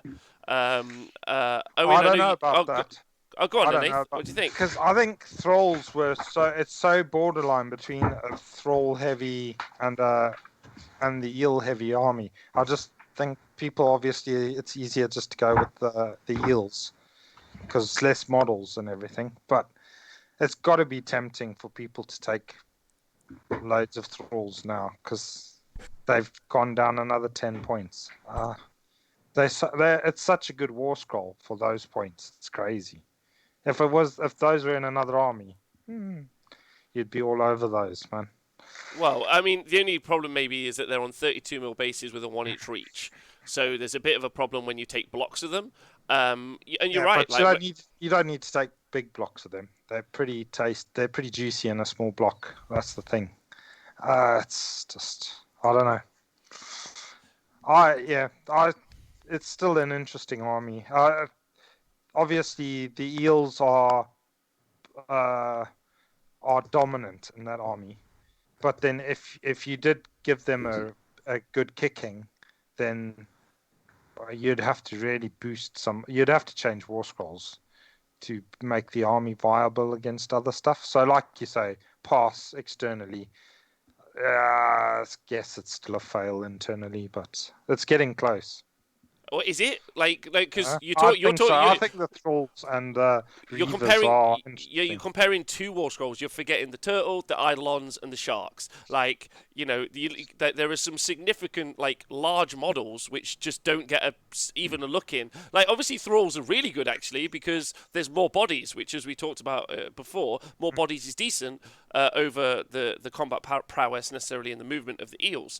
And so if you were looking at that internal parity, you'd be like, oh shit, well, people aren't even going for Thralls, they're just having these small units, so why the fuck would they choose this big monster, not a monster, in the Eidolons that suck? I guess the Eidolons still need a lot of love and attention, don't they? So. And they've had they've had what? Still a fail internally, I guess. They've had 3 years to do it? Imagine losing to an army that had sharks and Well, I've only lost to sharks, not the Eidolons. Owen, what do you think? It's a real shame because it must be frustrating for Idnet players in a way because everybody just thinks of Eels as that book and it all gets tainted and that just shows how bad the internal balance is. And we've all talked about this multiple times, and and even people from GW going to tournaments, they'll see that it's just all Eels. So I don't really know why they haven't. being a bit more creative with this and other changes in just maybe, slashing them down to maybe 20 points on the Reavers and the Thralls, and, inspiring people to take those. Because I think bravery is an issue, but if the Eidolon has a +3 bravery aura, I believe, and then there is actually some play with those characters like Lotan. I think Lotan gives reroll 1s, and that works for the shooting and the combat.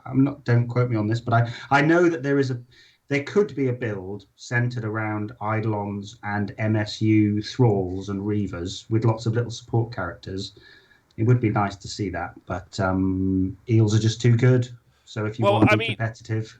Yeah, and also if you look at, like, again, internal balance, if the Glotkin came down points, they're like Glotkin. There's a bit of an issue with the Glotkin. 40 points, like Rotigus. Great and clean one. You're like, okay, yeah, there seems to be some issues here. Like, let's deal with those. And then they're like, Eidolon's fine. We see 0 of you, like, ever. Like, for 3 years, we've seen 0. I mean, there are people who've tried some Eidolon builds. I've seen it. It just hasn't panned out. Anyway, so for me, it's an external pass, internal fail. James, what do you think? Yeah, I'm with you. I think, like, sometimes we forget as well, like, if you took one of each of these units, it's like, if 50 points. Like 50 points. It's just so little. And then none of the units that needed changing, I don't think. The Thralls is nice. Other than that, like, why did Volturnus need to be cheaper? You saw him every other day.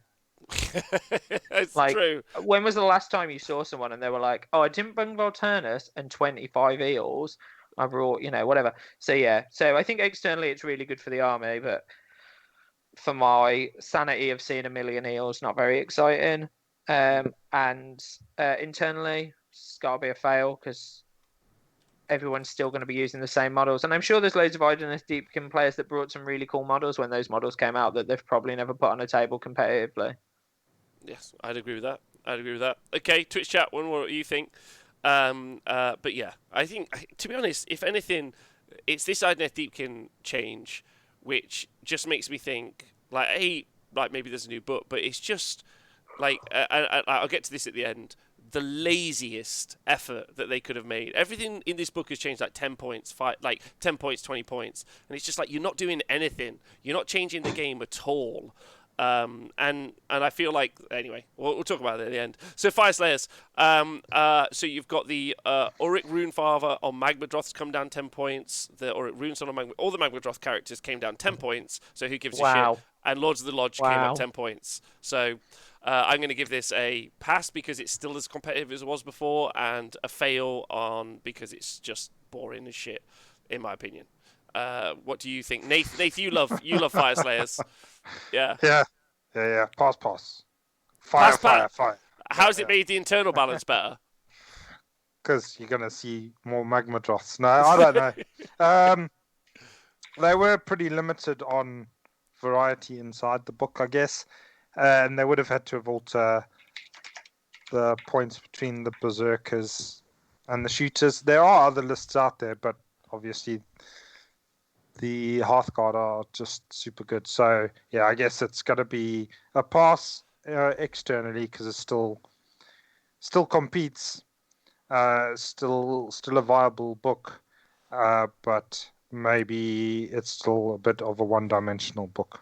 It was a book, by the way, that was sitting on a 60% win rate and is arguably, just before lockdown, and is arguably one of the most resistant to the Magic Doms. Nathan, do you know that they're now called the Magic Doms? We're in the Magic Dom Age of Sigmar. Because you would like that. Would I? Yeah. I hate magic. It's fine.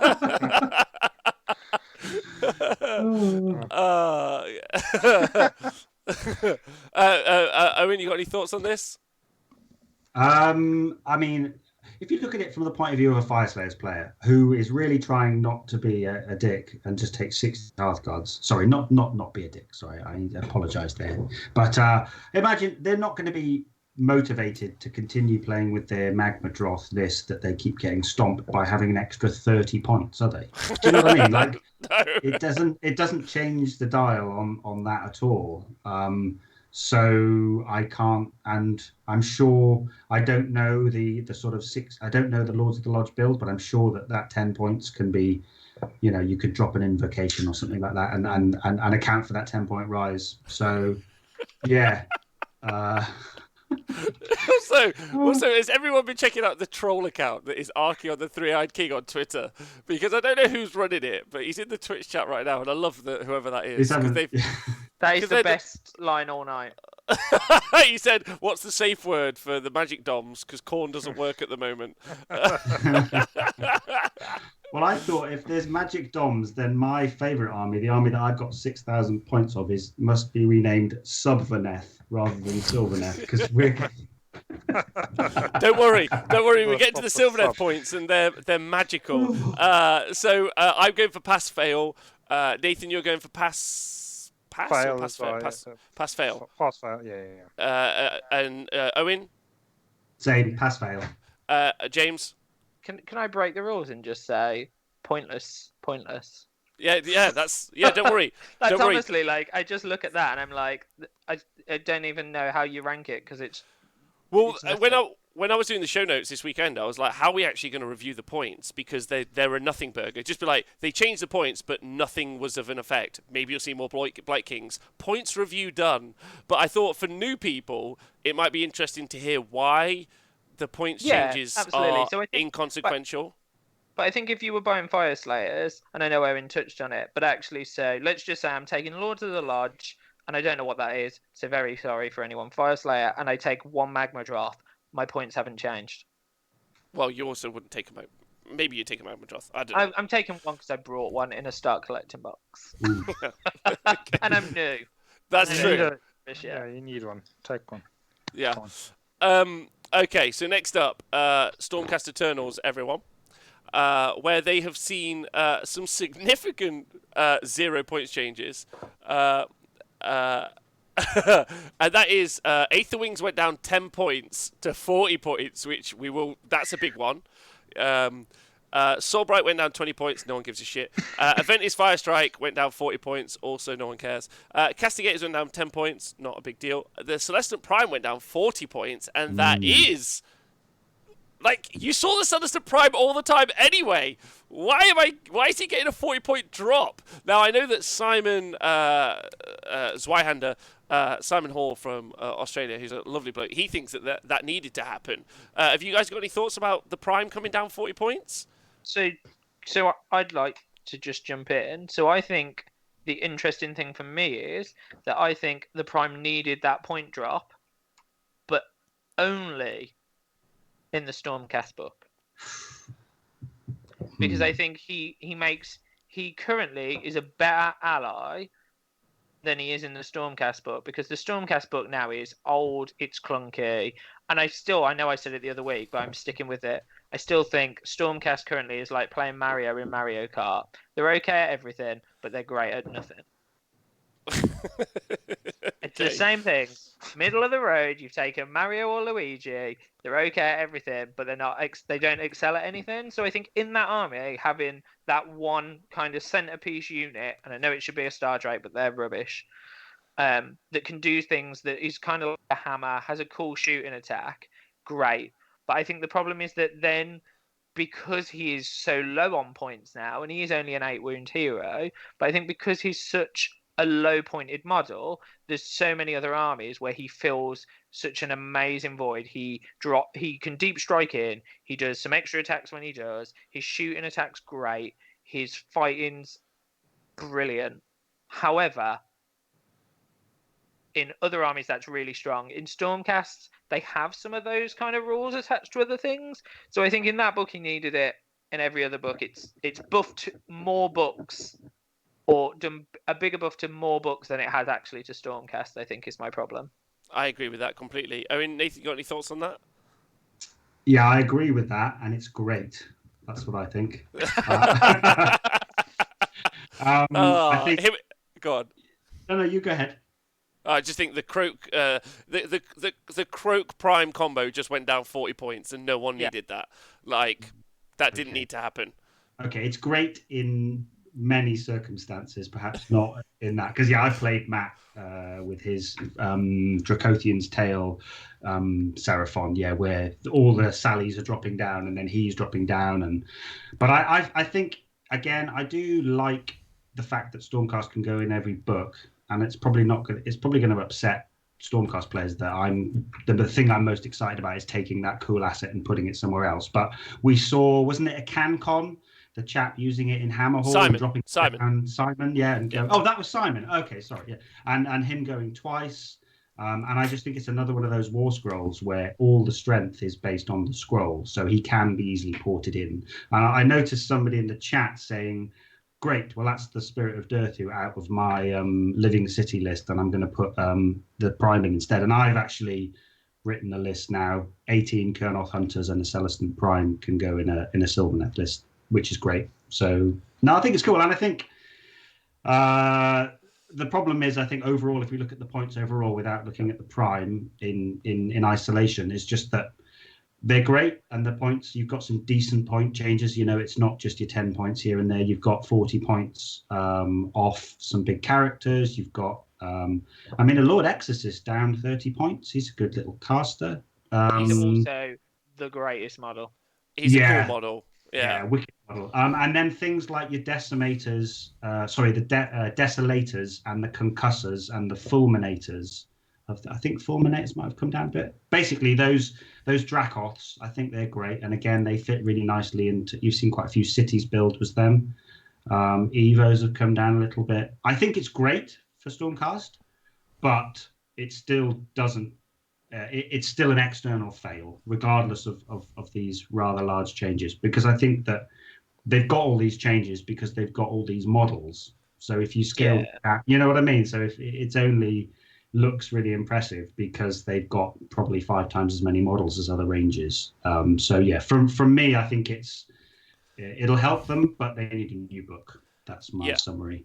Yeah, I would agree with that. I think the prime, and I think that the big one, obviously, is that Lord Arcanum coming down 10 points with that auto unbind is a great ally, obviously. And the Comet, what's weird is I don't want the Comet to be any cheaper than 100 points, but the fact that the Vortex came down 20 points, yeah, and the Comet still sat up there at 100, just is a very odd combination of things. And I agree with you. Go on. Sorry, I also think it's weird because if you're casting that Vortex in Skaven, there's a lot of ways to get pluses to cast, and there are so few in Stormcast. Well, these are unfortunately these are magic subs Stormcast. They're not magic DOMs, so they're not going to get to play. Even though they've got a whole magic chapter chamber. Release the magic guys. Release the magic guys at +0 to cast. Unless they go and join their team Halaheart, then they'll be fine. Yes. Well, I think. Yeah, that's the key point. I think City's list's just better now because of Stormcast buffs. So well done, Cities. Go on. The Dreadwoods comment in the chat. I'm not sure if it's PC enough to read out. Just read it out. No, because that's terrible TV. You can't tease the podcasters. The Dreadwoods has said in chat every Stormcast army could could be FAQ'd to come with a free stripper in it. It'd still be boring. No, it is the Knight Incanter with the auto unbind. Or did he not come down 10 points? I think he's come down. I think he used to be Did he not used to be 140? He's 120 now in the book. Oh, I don't know it was 140, 140 and 160 for the 2 different wizards. But the darling of kind of mixed order, and the one guy who you would see everywhere, the Knight Azeroth, he stays stuck at 100, which is a shame for me. Yes. Yeah, well, so again, pass fails. We need to do pass fails. For me, it is a fail for competing against other books, and it is a pass, I guess, for internal parity because you get better. No, I guess it's a fail as well. I don't if you're taking none of it because it's shit and you'll lose. I guess I don't know. I can't decide. If I could take anything and get my ass kicked, then it's a pass. Nathan, what do you think? Help me, save me for this. Yeah, I guess internally there's quite a few lists in there. They're all shit. Yeah, exactly. They're all underwhelming. Well, I don't know. I always felt that Stormcast were getting slightly better the last couple of books, but I don't know if I know them well enough to be able to say that definitively. So Yeah, I'll have to bow to your experience there and say, yeah, fail. That's what we were going with, or fail pass. Fuck knows. Yeah, I think Go on. I think it's a massive pass internally because you get some points back on some models, and I know they're not a lot, but it's still a benefit to the uses that you take. But externally, against any other army, it's still a fail because it's not enough points changes to make a difference. Okay. But I mean, it's great for other books, Tempest Eye and all of those. Yeah, City's books are going to love it. You know, and all the Order books really. Yeah, hell's yeah. Be able to drop a Celestian Prime in, or Aether Wings at 40 points are just great. Little things. The Idonet Deepkin lists where they had with Aether Wings, and that is such a good little addition, and now it's cheaper. So I was going to say, Luke's lists got cheaper for fuck's sake. Yeah, I played Nathan's Aether Wings, and it's just like why are these cheaper? Like why? Like what? Like anyway. Yeah, this doesn't. Okay, all right. So that's all of Order done, but we are now on to Nath. We're into Destruction, baby. Yeah, Gloomspite Gits. The Trug Boss came down 20 points.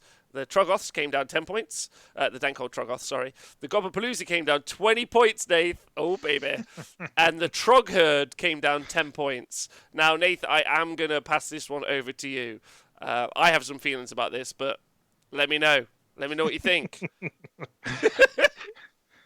Yeah, so it's nice that they came down, but they're in the same sort of boat as the Beasts of Chaos and the Khorne book. A similar power level. That you have a nice game if you're playing between those three books, but then you'll struggle when you come up against. I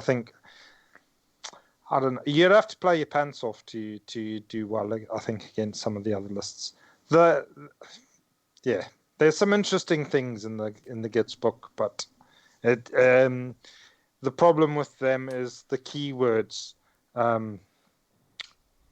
just break up all of your buff chains, and then you do have to build up some fairly intricate buff chains to make stuff work. Whereas it just looks like a load of other books just get those things just as part of their free rules. So internally, I think the Gits book is still pretty good. You do see, I think a lot of people are starting to take Troggoths now because they are they're quite offensive. And I think the spider lists, you don't see them very often, but I do think they're still a decent build. Squig lists. Internally, I think the Gits book is cool. And externally, I think they're fine if you're going to match them against like the Beasts and the Khorne book and that sort of tier.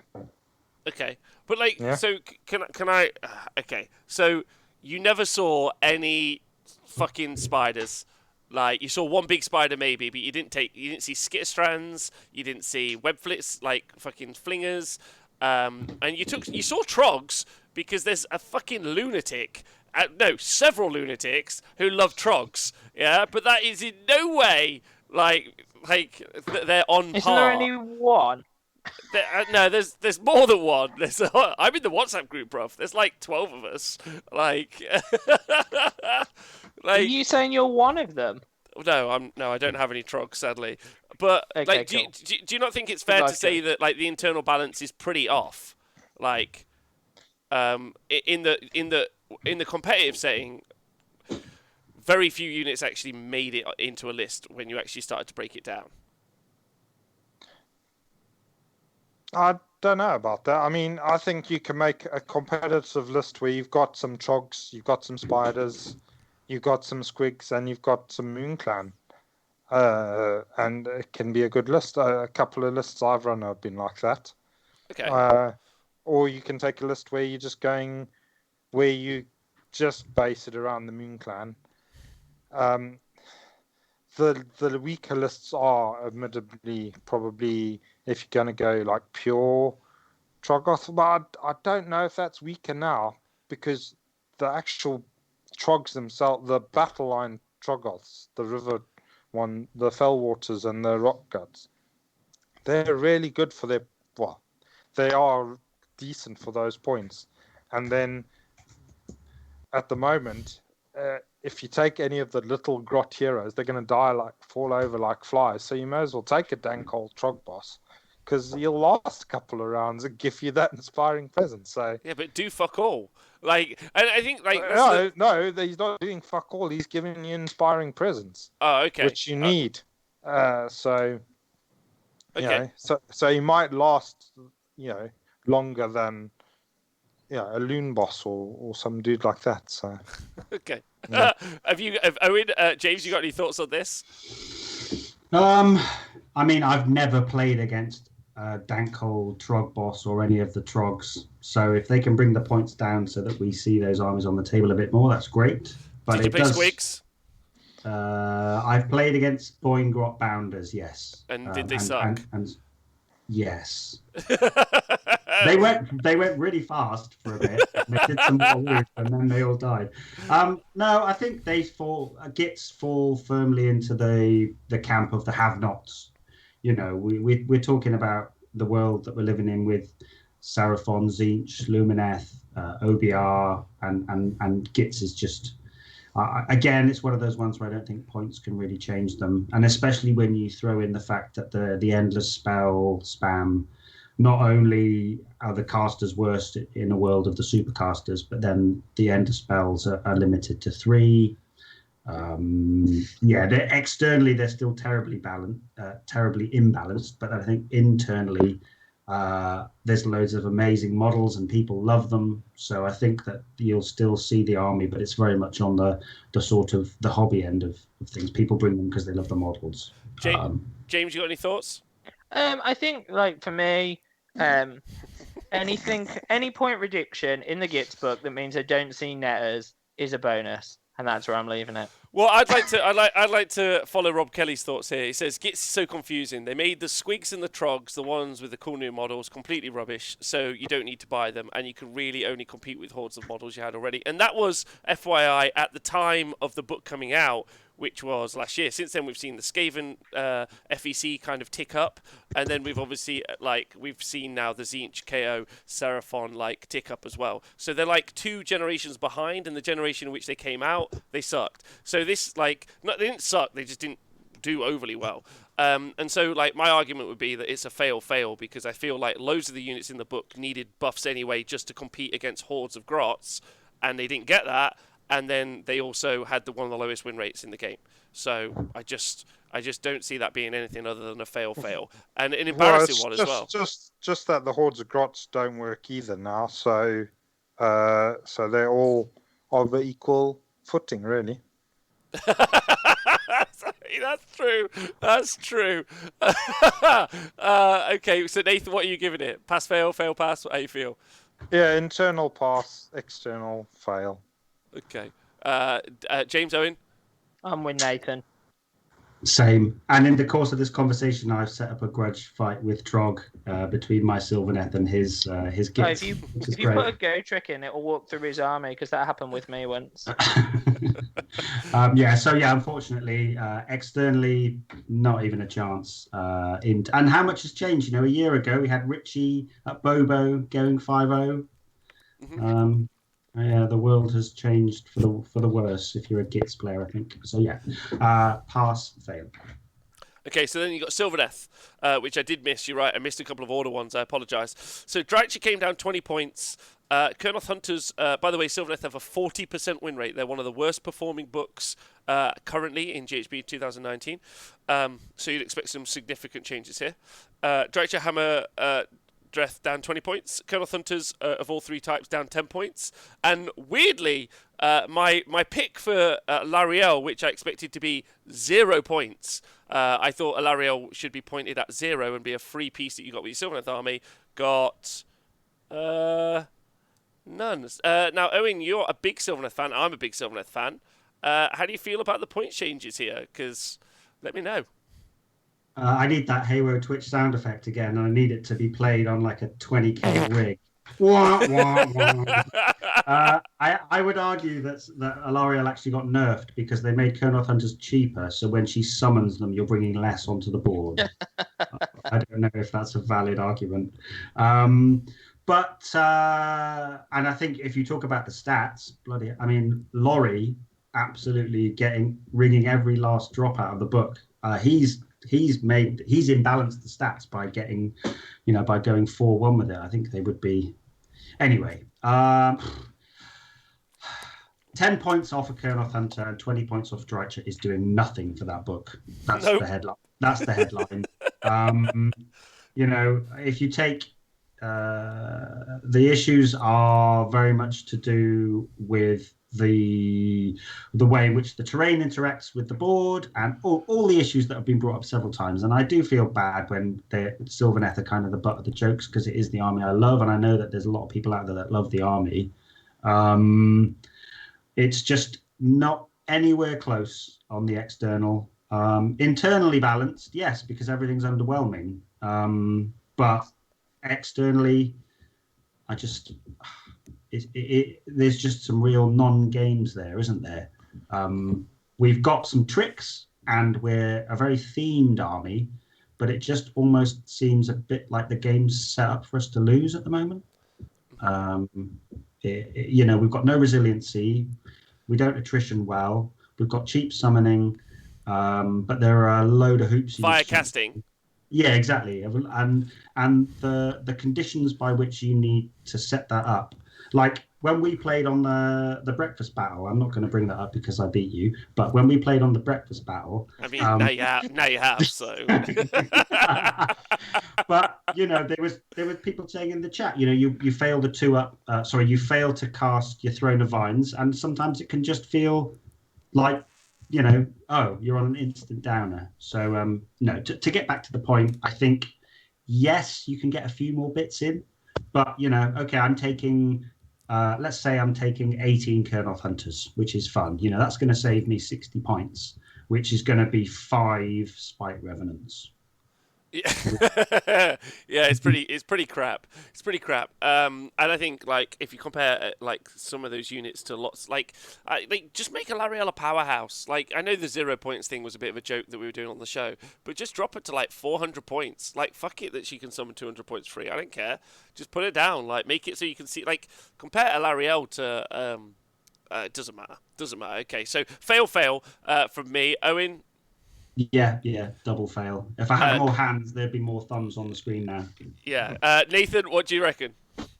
Yeah, I mean, you've got that weaker tier of the Khorne and Beasts and Gits, but it sounds like Sylvaneth would struggle to make it into that tier, so yeah, it doesn't sound good. So yeah, fail for those, I'm afraid. Yeah, now, sorry, just correct me if I'm wrong. Did we see any Cities of Sigmar changes? Because I don't know if I ever saw. No, I didn't. Okay. Well, unless I've seen that wrong. James, what do you think? Fail, pass? How are you feeling? It's a fail, but I honestly, if we were going completely off tangent, I'd just give it a nothing. It's just pointless. Yeah.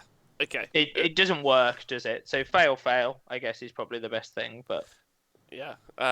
Okay. So then, next up, so final 2, we got Death. So we got Legions and Nagash. Blood Knights came down 20 points. Coven Throne came down 20 points, which is quite nice actually. Vordrai came down 20 points to 460, and Battalions came down. Specifically, the Death March came down to 10 points. Oh, it came down by 10 points, not to 10 points. Sorry, to 150. Did this Legions and Nagash is still a thing? In my opinion. In fact, actually, let me read out Nighthaunt, because actually that's the real thing.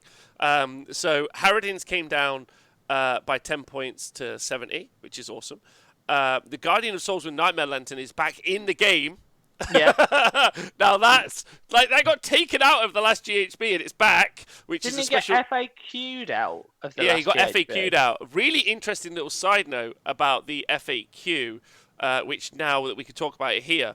So there was a GHB 2019 FAQ errata that basically said if something isn't in current publication post 2019, then it is not in the game, right? Yeah. So that was an errata and FAQ that we had, which meant things like Guardian of Souls, which was out of print, and some War Scroll battalions, which were in White Dwarf, were no longer applicable. We now no longer have that in the game, because that was a 2019 GHB FAQ and errata. Does that make sense? Yep. So the current conversation is I'm sorry, I'm getting caught up there. The current conversation is Legion of Grief, the City one, whatever that is, the Slanesh one with the double depravity, are they match play legal because they are not inside of the GHB?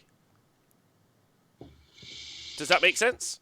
Yep. So we need to wait for an FAQ to find out if that's the case. Again, it would be really nice if on launch day all of these things were solved. Obviously, I mean those Lethisian Defenders players, they're on tenterhooks right now. I know, fucking hell. You know, we're going to get those 3-up Liberators. They're going to be, you know. Anyway, sorry. Oh, so sorry. Hold on, I've got this wrong. It's the Mortality Glass that's in Legends. So never mind. They have actually FAQ'd a model they made 2 years ago out of the game. Apologise, I got that wrong. Carry on, Nate. So is the Legend stuff playable now? Or not? No. So the Legends stuff is playable if your opponent agrees, because someone really upset a Games Workshop dude one time, I think. But a TO can decide. So they're not match play legal unless a TO decides that they are, basically. Okay, so it'll be down to tournaments to decide. Yeah. Yeah, so, because like in Australia, the people have been playing Tomb Kings, which were Legend anyway. So they'll let you play with all the other stuff. So just depends on your local meta, I suppose. I think it was weird though, right? Because didn't Doom Kings get pointed back in the last round? Because so did Britannia, which was how I had a laugh playing them last year, because they re-pointed Britannia back in. Whereas but they're not now. They're all in Legends. Them out. Yeah, they're all Legends, and Legends aren't really like match play legal unless someone says that they're match play legal. So that's the. All right, stop reminding me. Talking of Legends, Rob, I think it would be remiss not to give Will Rose a shout out for smashing it with Tomb Kings for years, and he's got to pack them away now, and never be able to take them to a Warhammer World tournament certainly, and probably won't be able to take them to most tournaments because Legends really aren't a thing for most TOs, are they? So I just wanted to. I played Will, and he's a lovely bloke, and he was. Yeah, it's real shame when your whole collection just gets kicked out. But I suppose I'm in the same boat with Sylvaneth, so there we go. All feel sorry. But they just haven't told you that the Legend did it. Maybe Games Workshop are like incredibly ironic. Maybe they're just like, look, obviously with climate change, like there's less trees, like power of nature's weaker. Like let's reflect that in our book. You know, like maybe they're just like. They're really on the pulse of these things. Who knows? A little interesting like mechanics thing in the book as well that I liked is, did you see, not in the Legends section, not in the Compendium section, but in the Chaos section, is a very small group of angry dwarves who are in the official Chaos section. Lock and load, baby. Chaos dwarves. Yeah, they are in. One more year. Yeah, I can't wait. So, I feel like that's more than one more year, because if they've not put them into Legends and they haven't put them in their own little special Compendium section, then now they're baby. They're a real army now. They've made it. Baby. They're still not competitive, but they're in there. Listen, they're as real as the rules for Age of Sigmar because they're via a PDF. It's still a bit shit though, whether they're in a compendium or not, right, Rob? It's still a little bit underwhelming, right? Yeah, I mean they just had they have 5 wound characters, like so they're screwed. Snap. Right, okay, so anyway, let's do Nighthaunt first before Legions and Nagash. So, Reikenor down 10 points. Saw him all. He was good, and now he's cheaper. For some weird reason, the Shadespire Warbrand, the Briar Queen, went down. I don't know why. Because no one was buying them. Yep.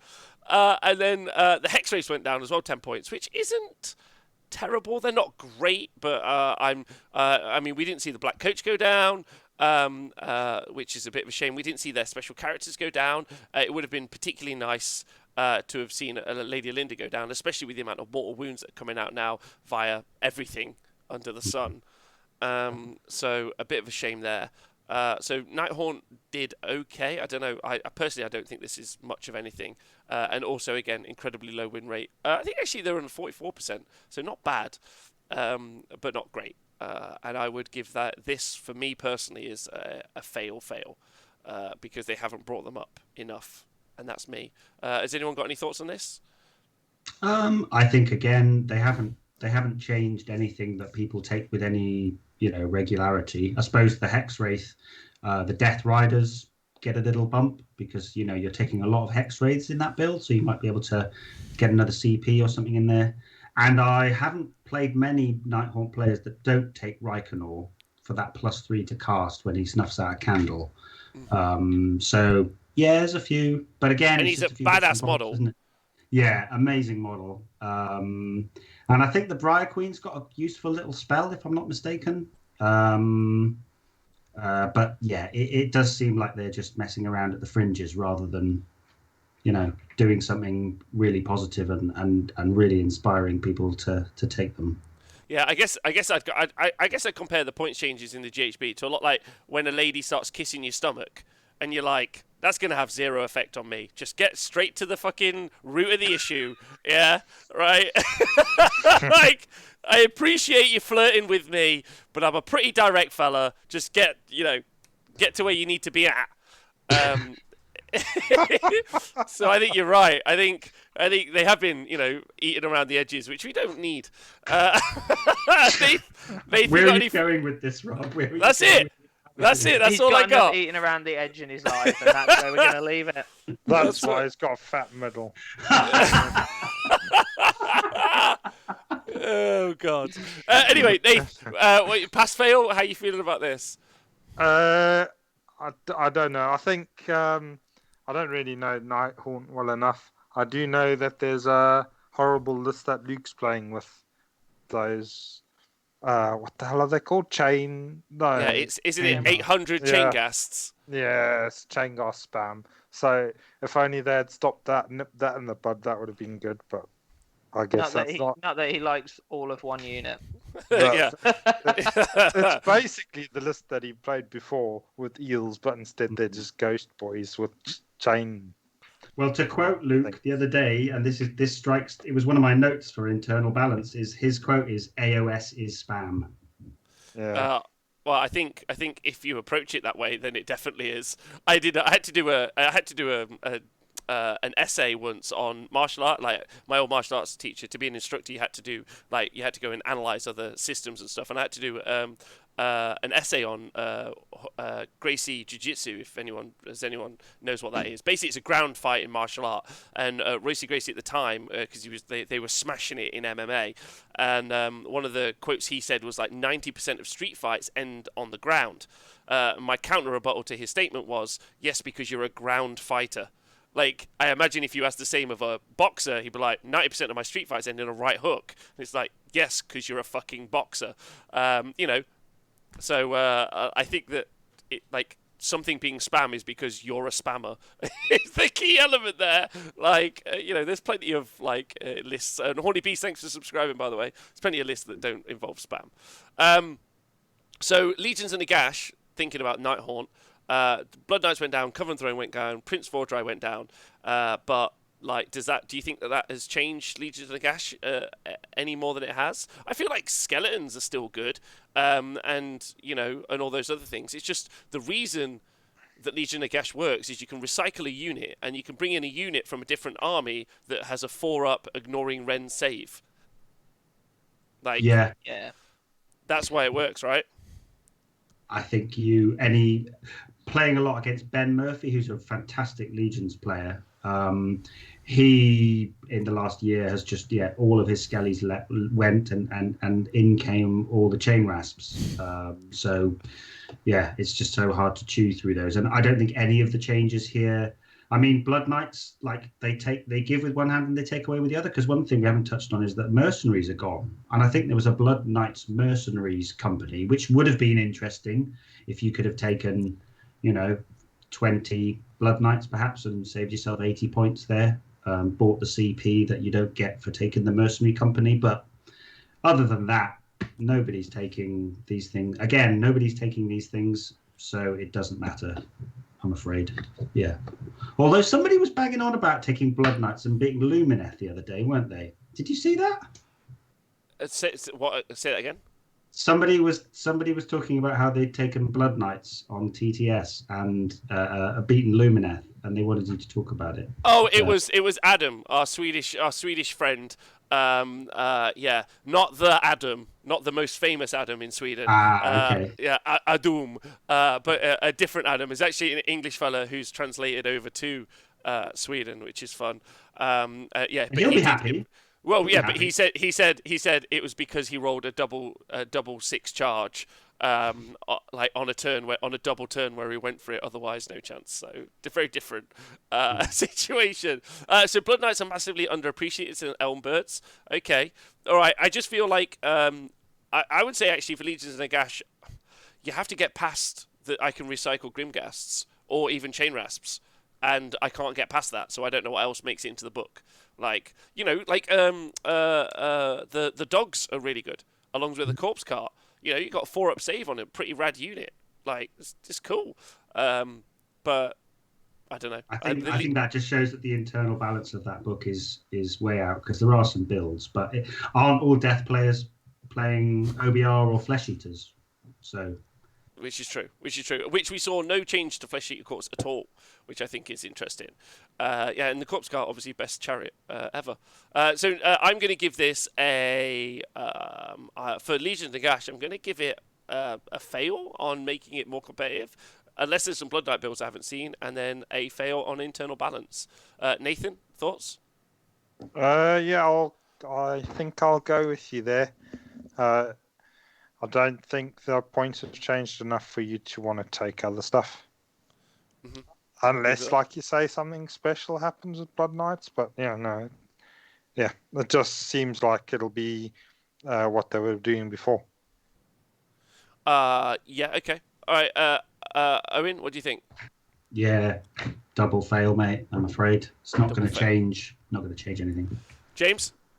I'm giving it an internal pass because I want to see more Hex Wraiths. I'm giving it an external fail because it doesn't actually do anything.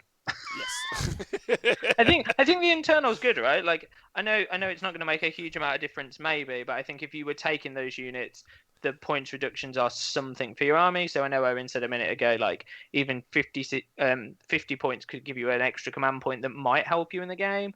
So I think that's why I'd give it a buff internally, because there might be something there that helps you.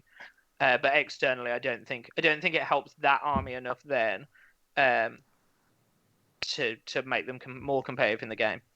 Yeah, and also, like Stephen said in the chat, Nagash and Arcan, which obviously key elements of Legions of Nagash, just work and operate better inside OBR, as OBR currently stands. And obviously, we don't know if there are going to be any changes there. So that is all of the points changes that we've seen. And as stated, there are obviously some outlying ones. And that's the problem, because some of the things that we're talking about, as you may have seen on the show with me and Vince recently, and we've talked about on the show a little bit, need some points drops to make any of these. Like, most of these point changes we've seen doesn't matter when Seraphon stay the points that they're going to stay. It won't matter if Tzeentch stay the points that they are. Safe Starters need some internal balance issues fixing, in my opinion. Yep. Seraphon have got some pretty good internal balance because everything's fucking amazing. Uruk War Clans, though, we did see one war score change for them, in that we saw, weirdly, the Rogue Idol go up 20 points. Do we think that was needed?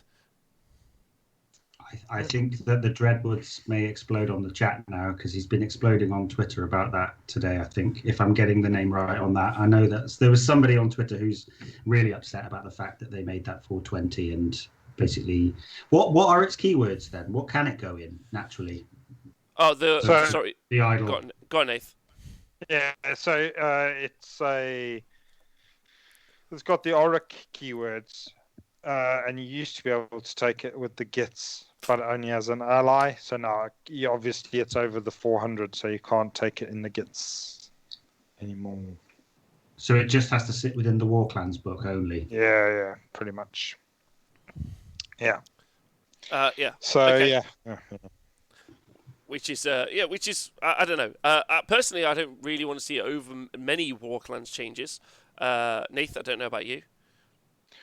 No, I guess we'll see the war chances go up because they are so good, and the Ard Boys probably, but hopefully not too much, because the book sort of revolves around them. Yeah. Yeah. Yeah. Oh, so are we really mad about the Rogue Idol? Is it more of an issue than I realised? I mean, I've only played it in within Warclans and making it fly and go like 20 inches with like a 2-up. I suppose the DPR change affects it as well, so that's a double hit on the idol, because it used to be able to have, you in Big War it would have an extra 6-up, and it's already got a 5-up. Yeah, I think for people it's a big, expensive model. So for people halfway through painting that, thinking that it was pretty safe, it has come out of nowhere, really, that idle change. The book in general, I mean, is there an argument for brutes to come down a little more again, or are they a good? I think brutes can come down, and maybe Ard Boys up. They could maybe swap places 10 points each, 10 points down, 10 points up. I don't think, like, because that's the point. It's at that point you're having very micro conversations about the points levels, but because both of them are very usable. But Ard Boys are good because you've got slightly more of them to hold objectives, right? Like slightly more wounds per point, I think, as well.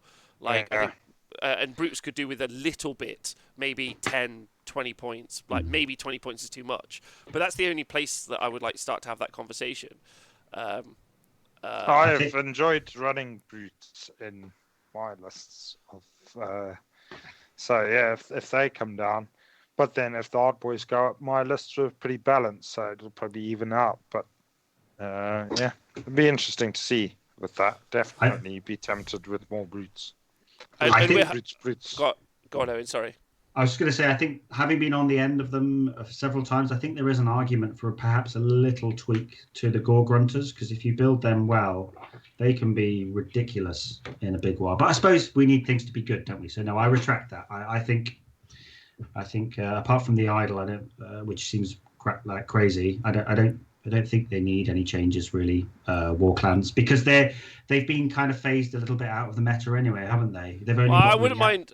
Yeah, no, I agree with you, but I wouldn't mind seeing some of the Blown Split side come down, like all of the pigs, like because that's where I think that these little 10-point changes are going to make a difference, because you just want to have some in the Big War and the Bone Splitters element. I know that there are still some good-ish Bone Splitter builds, and also just for the shits and gigs, I obviously want to see Stabbers come down points, because I just want idiots running around shouting Big Stabber as much as they can.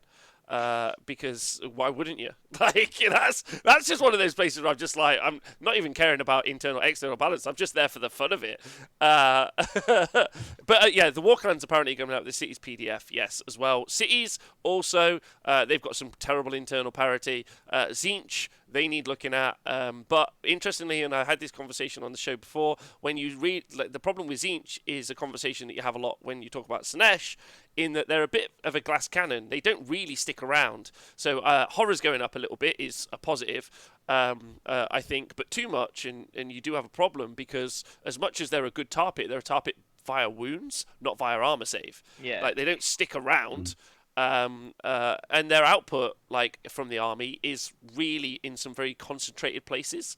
I wouldn't mind seeing Skyfires come down 10, 20 points, to be honest. And that's a big deal for me to say. Yeah, I mean, like Tzeentch are really struggling for quality shooting options, aren't they? No, they're not. But they're struggling for units that can go out and grab stuff, like, in person. I would say, for me, I just think the Tzeentch book struggles on choice. There's like 2 units that you see, give or take, and that's the issue. Like those armies where like Deepkin, where everyone takes the same few units or unit. The issue is it makes it less engaging, I think, and probably to play. Yeah, when I look at it and I think, well, like, how would I build this? Because I actually think the Lord of Change is actually pretty rubbish, especially with all the other Magic DOMs out there. Like, you know, like it's quite expensive. Like it can do some okay stuff, but like you're rolling dice, whereas the other ones you're basically not rolling dice, and in some cases you're specifically not rolling dice. So like I don't know. I actually feel, but I do recognise and think that Flamers should go up points. I think that's definitely true. And I think the Gaunt Summoner should just only be able to summon 10 blues. But anyway, we're talking about what maybe we'll talk about that in the future, because the problem is all these point changes that we've seen, which have been pretty nominal, don't really have an effect until the whole game is out, and the whole game isn't out, and that's really, really rubbish. Yeah, the chicken is shit. I agree. Okay, so that's points over. Are there any of those that really stand out to you as a winner, and then any that stand out as a loser? Any of those two things? I think the only one for me that was like, in fact, there was two. There was two that I looked at and thought that's a bit better. So I think the Nergal one is a small improvement, and I think the Skaven one's a small improvement, and I think all the rest might as well never have happened either way. Okay, yeah. What do you think, Nath? Yeah, I guess the Skaven one was cool. I'd sort of forgotten about that. I think some of the Stormcast stuff was pretty good, like the Aether Wings especially. You got some Aether Wings in your army at the moment, Nath. Yeah. Wonder why you like that one. But yeah, I mean, there wasn't obviously the Prime. I think that he was pretty good before. We're gonna see loads of him.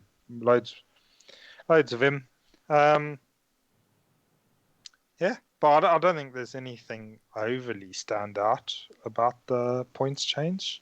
Mm-hmm. There's not a big sea change, but again, like you say, we're waiting for the points changes on the more recent books and stuff. So we'll see what happens with that. Yeah. What do you think, Owen? I mean, I could go all hyperbolic about things, but everything's a bit vanilla, isn't it? There's not huge changes. I do think that Nergal are in a really good spot now. I think they're very good. They're resilient to the chip damage that a lot of these armies can do, and they can tank, and they've got plenty of bodies, good board presence. So I think I would say they're the big winner at the moment. And then Skaven, for Skaven players, there's more opportunity there. And then losers, there's it's just the usual suspects like Beasts, Sylvaneth, Gits. Like, fucking hell, what have we done? Yeah, I agree with that. I think Sylvaneth is the worst example. Like, it was clearly an issue on delivery, and I actually think the biggest fail that we saw also was Idoneth as well. Like, it's such an old book now. It's so long that singular situation has been going on, and they haven't been able to address it. But Skaven's a really exciting change. I actually think that shakes that up a little bit and is a big positive. And I'm looking forward to it. And similarly, Nergal. I like that the Grotkin can go in different armies now. That's already expanded my mind. It's like, oh, what, ally into slaves? That's kind of cool. So I think, I'm a fan of it personally. No, I'm not a fan of the points, but I think that there are some standout changes, which is kind of cool. All right, so that's points. And so just thinking about time, but I would like to get through everything if you guys are okay with it. Okay, sweet. So the next up is the realm rules, and they've been changed. So we've lost all malign sorcery artifacts. They're gone. They're out the window. Now I know that there are some people who are like, let's just keep them. But they're gone. They're out the window. And now, if you choose to be from a realm, there is one realm artifact that's available for you, and they're all pretty rubbish.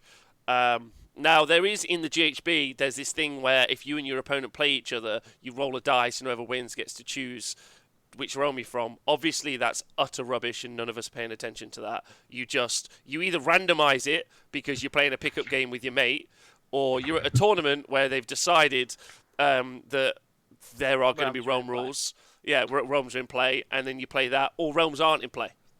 Either of those two. Does that sound right and fair, or no? Yeah, I think so. I think realistically, and I've only kind of skim read them, I'm not even going to lie, but I think we're probably not going to see this like we saw the realms played previously. Okay, yeah. Owen, you got any thoughts on it? Yeah, I just think, to be fair, to give GW their props on this, I think essentially what they've tried to do is what all the TOs were doing anyway, because there was a fair amount of, we're just going to use this realm and we're not going to use the features and we're just going to choose this one spell. So they've taken that off the TOs and they've just consolidated it all down to a package. And there is some reasonable stuff in there. I think for the people that relied on realm artifacts, it's a big hit because all the artifacts are pretty basic. But I think that, one spell, one feature, rolling for it, and then at the start with your opponent a pickup game, and then TOs curating it and having it as they have done in the past, and they do at Warhammer World. Round 1, actually, round 2, Shaman, Gairan, etc., etc. I do think it's a nice consolidation down in the same way as the Triumphs have been consolidated, and they've done a nice little tidy up on a few of these things. So yeah, I think it's good. Okay, Nath, what do you think? Yeah, I just agree with what you and Owen have said pretty much. Yeah, they just tidied it up, and it's not a bad thing. They've just made it the way that that it used to be, basically played at tournaments. So just made it a bit more official. Okay. Yeah. Officialized the way everybody played it anyway, except obviously we don't have the plethora of malign sorcery artifacts, but I guess some people are going to miss their ethereal amulets and some people aren't. So well, let me just qualify for MJ Pegasus in the chat. So previously, the way it would work is you would say that you're from a realm, which gave you your army access to some artifacts that you could choose for your characters if you were eligible to do so. And you couldn't be from 2 realms, so you could only choose 1. And then that's what you would do. Now you can say that you're from a realm. Yeah, like I'm from a realm, and I could take the realm artifact from that realm. Yeah, that is different to me and my opponent roll the realm that we're playing in, as I understand it. That's the process. Yeah. Okay. Yeah. So you have access to 1 artifact from a realm, and then so if you're from one of the cities of Sigmar, you have to come from Ashkree or Garan. So now you only have access to that 1 realm artifact and the 3 that are in your book. Yeah. Yep. So. But then when we turn up to the table, Nathan's got his Sigmar army. We roll a dice to see which realm we're playing on. Now, whether or not you're going to do that, you're going to randomize it. Like there are some fun little elements, but effectively, and if you guys want to hear a very long, hour-long conversation about the realm artifacts, you can go and listen to me and Vince have this conversation a few days ago about the realm artifacts and what they do. And the command abilities and everything else. I guess the real question, because I don't think we need to read through all 8 because they're a bit of a nothing burger anyway. I guess the real question is whether or not events are going to have them or not have them in the future. And I'm not bothered. I think either way. I think a bit more bookkeeping might be an issue. When they all have a realm effect which is tied to kind of the mystical scenery rules, and some of them are a little bit of an issue, like you can't see through. Which does affect shooting armies. I wonder, what do you think, Owen? What are your thoughts? I think it's a variable. I like to add in some layers of variables. So I don't see a problem there really. I mean, it's if you've got your layer of terrain rules and then you've got this, and it's quite interesting that if you do choose to have your army from a certain realm, then it opens up that realm artifact at the list writing stage. Like specifically in the book, it says if you decide that your army is from a specific mortal realm and you wish to make one of your artifacts of power a realm artifact, you must pick the realm artifact for your chosen mortal realm from the following pages instead of using malign sorcery.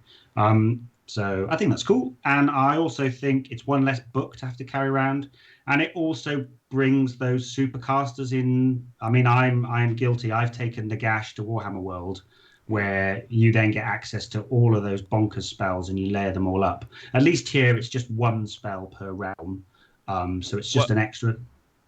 Well, so I actually feel like that's the problem that we have with the realms, is that you power up all your endless spells. Like, so if you guys don't know, the endless spells in Malign Sorcery, some of them specifically get better in a specific realm. And this is where I can bring up the points changes in Malign Sorcery, in that they changed the Soul Screen Bridge by 20 points. That's an effect, like up to 100 points, so 80 to 100. That's effectively attacking a Cities of Sigmar build specifically, but also Storm Fiends as well. That's another build that they're trying to jab at, which is a bit of an issue. They're less reliable now anyway. Well, at least the Storm Fiends one version is, because Storm Fiends can't be a 9 anymore, and also because you aren't necessarily getting those spells off in the Magic Dom meta. But the thing about Cities of Sigmar is they can still do some good casting, and they also can empower their spells. And the problem with empowering the spells is Spell Portal. When you can empower Spell Portal, that is awful. And Nagash empowering Spell Portal means he's basically handed dusting off. Because if you don't know, empowering Spell Portal means you can put the other Spell Portal not wholly within 18, just anywhere on the board. Which means you can just be in that realm, have Nagash, and maybe hand a dust off a model. Or Techless can put that out anywhere and then do his big spell. But I think that's cool. That's just another lever to pull, right? And surely the game is a test of skill. So if you know all the assets you've got at your, at your disposal, and then you can use them because you've done all your research and you know where you're at. Like, I think that you should be rewarded for being across all that stuff. But who does it reward? It rewards. I suppose your argument is that it rewards the supercasters, doesn't it? Really? Yes. So Croak, Techless, and Nagash. I suppose in my pushback on that would be the fact that it rewards them in a much less impactful way than it would do in the past. Like Techless in full realms is pretty good. It would be pretty obnoxious, whereas in a curated realm. He's only got so many spells per turn, so 4. Yeah. Okay. So I don't know. Right. We'll agree to disagree on that one, Rob. But I think it's all right. I don't mind it. Yeah. Okay. All right, Nath. What do you think? Realms or no realms? Because actually, it's something I have to think about for the Super Series pack, and and for me, like while you're thinking for a sec, I'm just not going to put them in. I like the theme of them. Don't get me wrong. I like the narrative element, but it's also weird for me. Everyone's like, I want it to be thematic, and I'm like, well, if I'm playing on like a green field because that's the mat I've got with my scenery, and it's like the realm of fire, I'm like, this doesn't look very fiery. Like it's not very like, do you know what I mean? Involved anyway, but. That's I worry that the theme argument's a little paper thin, and some of those empowered spells, like the endless spells, I think are an issue. And I think that they add too much randomness, like the luck of the draw. You're in the realm of shadow now. That's awesome. I feel like I would have to announce it in the pack ahead of time. Like, is what I would have to do. But Nath, what do you think? Possibly, yeah. I mean, it is interesting in that you would think that possibly if an organizer says that they're going to include the the realms, then it might make people think more about building a more balanced army. Because if you take a shooting heavy army and then you end up playing in the realm where you can't see through scenery, because everything is overgrown or whatever, then you're going to be severely hampered in one of those games. So you're going to try and maybe balance your shooting with some combat or some movement at least. So it is a way of possibly making stuff more balanced. But then I hadn't thought about the empowered spells. Which realm is the spell portal from? Death. So I wonder what is the feature? What does the realm feature for death do then? All terrain is nullification, so you all have an opportunity. So you could, unbind it, but not if it's auto cast on a 12, I suppose. Yeah, but then where he puts the spell portal is going to be limited quite a bit because he won't be able to place it near terrain, will he? So. I don't know. Yeah, it's an interesting one, definitely. Because what's the range of Hand of Dust? It's 1 inch, isn't it? 9 inches, isn't it? 3 inch. Oh, 3 3. inches. 3 inches. So you'll be able to protect your characters, just put them on terrain. Because you won't be able to portal them. But... Yeah, that's interesting because you can't put it on the piece of terrain because it'll get immediately dispelled. And then I suppose with predatory ones, you can move them into every single piece of terrain But then I suppose that makes the casters stronger again because they can just dispel their own endless spells and then recast them. Yeah, listen, so it's pretty. It does add an interesting layer. But there's only one way to find out. It's going to have to be playing it a few times, I think. Yeah. But my gut instinct is that it might force people to play more balanced armies. But then I could be very wrong. Okay, all right, fair points. James, you got any thoughts on it?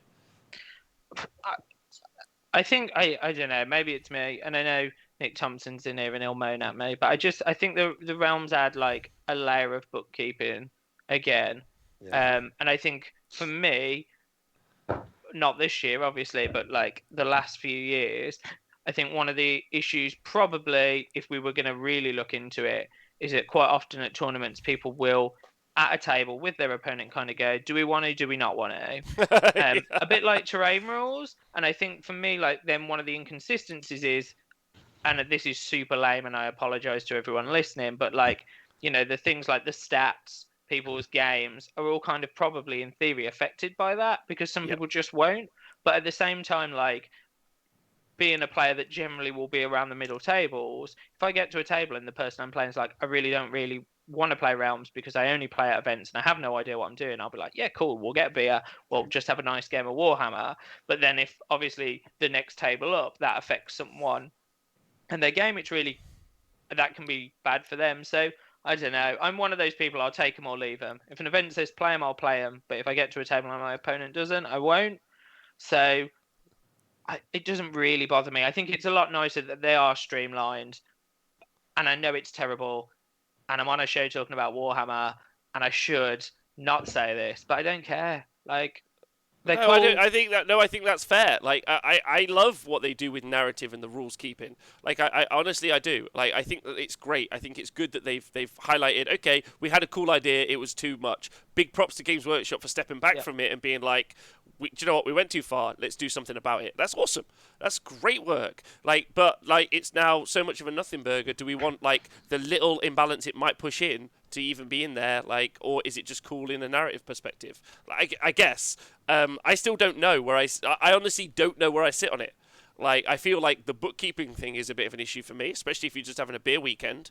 You know, you just want to be like, you get there with a beer, the other lad's got a beer, you're like, you both lost 2 games, and you're like, all right, mate, got squigs. Like, yeah, fucking, look at my black coach. You're like, great. Like, do you want to play Realm? Fuck no. You're like, sweet. I think that's the thing, right? So, like, I've probably, some of the events I've gone to, I've probably played, like, so let's say I'm playing 5 games at a weekend. So, game 1, we're fresh. We've just got up. We're all enthused. Yeah, let's do realms. Oh, let's do all the spells. We play that. Yeah?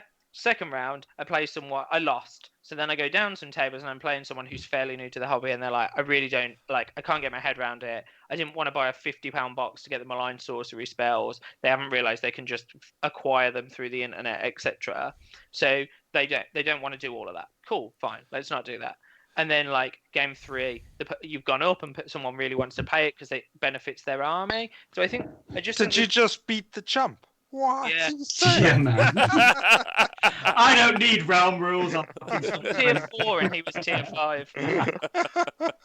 Yeah, but so I just think for me, like, that's the problem is, I think, like, they're cool and I love the narrative, but they're inconsistent.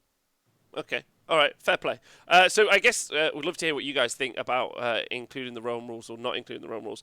I'm still not sure, but I would like to point out Gorugda's point in the chat, which I think is really fair and I really like. It says players overruling TO's rules pack is really shitty behaviour, he says. You know, like, I guess that kind of keys in with what my friend Joe Purcell says, and he's just like, it's your hobby. Like, I'm turning up for a weekend, I'm paying money, and me and the guy opposite just don't give a shit.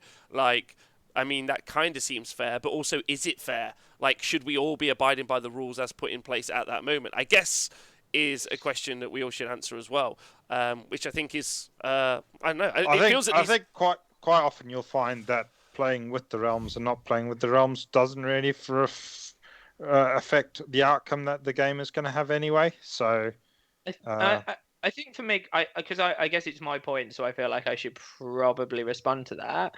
So I guess, like, for me, and I've had this debate with people and probably Rob before, and we don't always agree on it.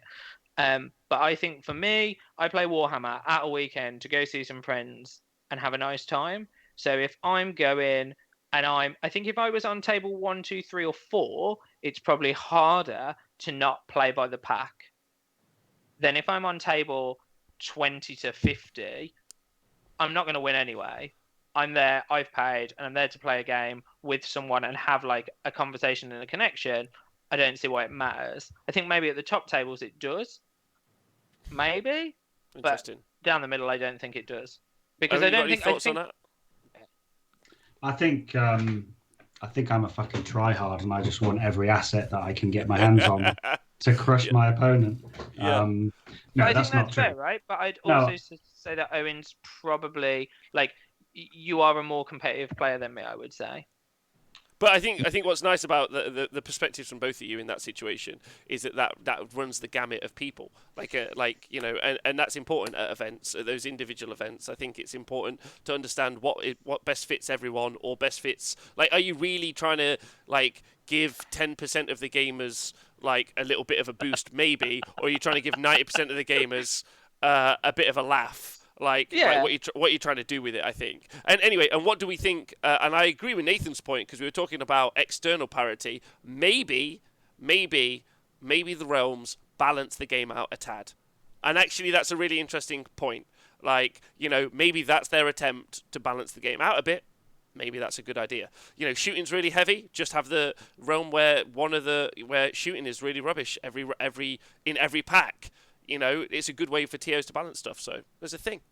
Okay, so that's the realm rules. So next up, one of the big changes to the core rules is change to choosing the side and who goes first.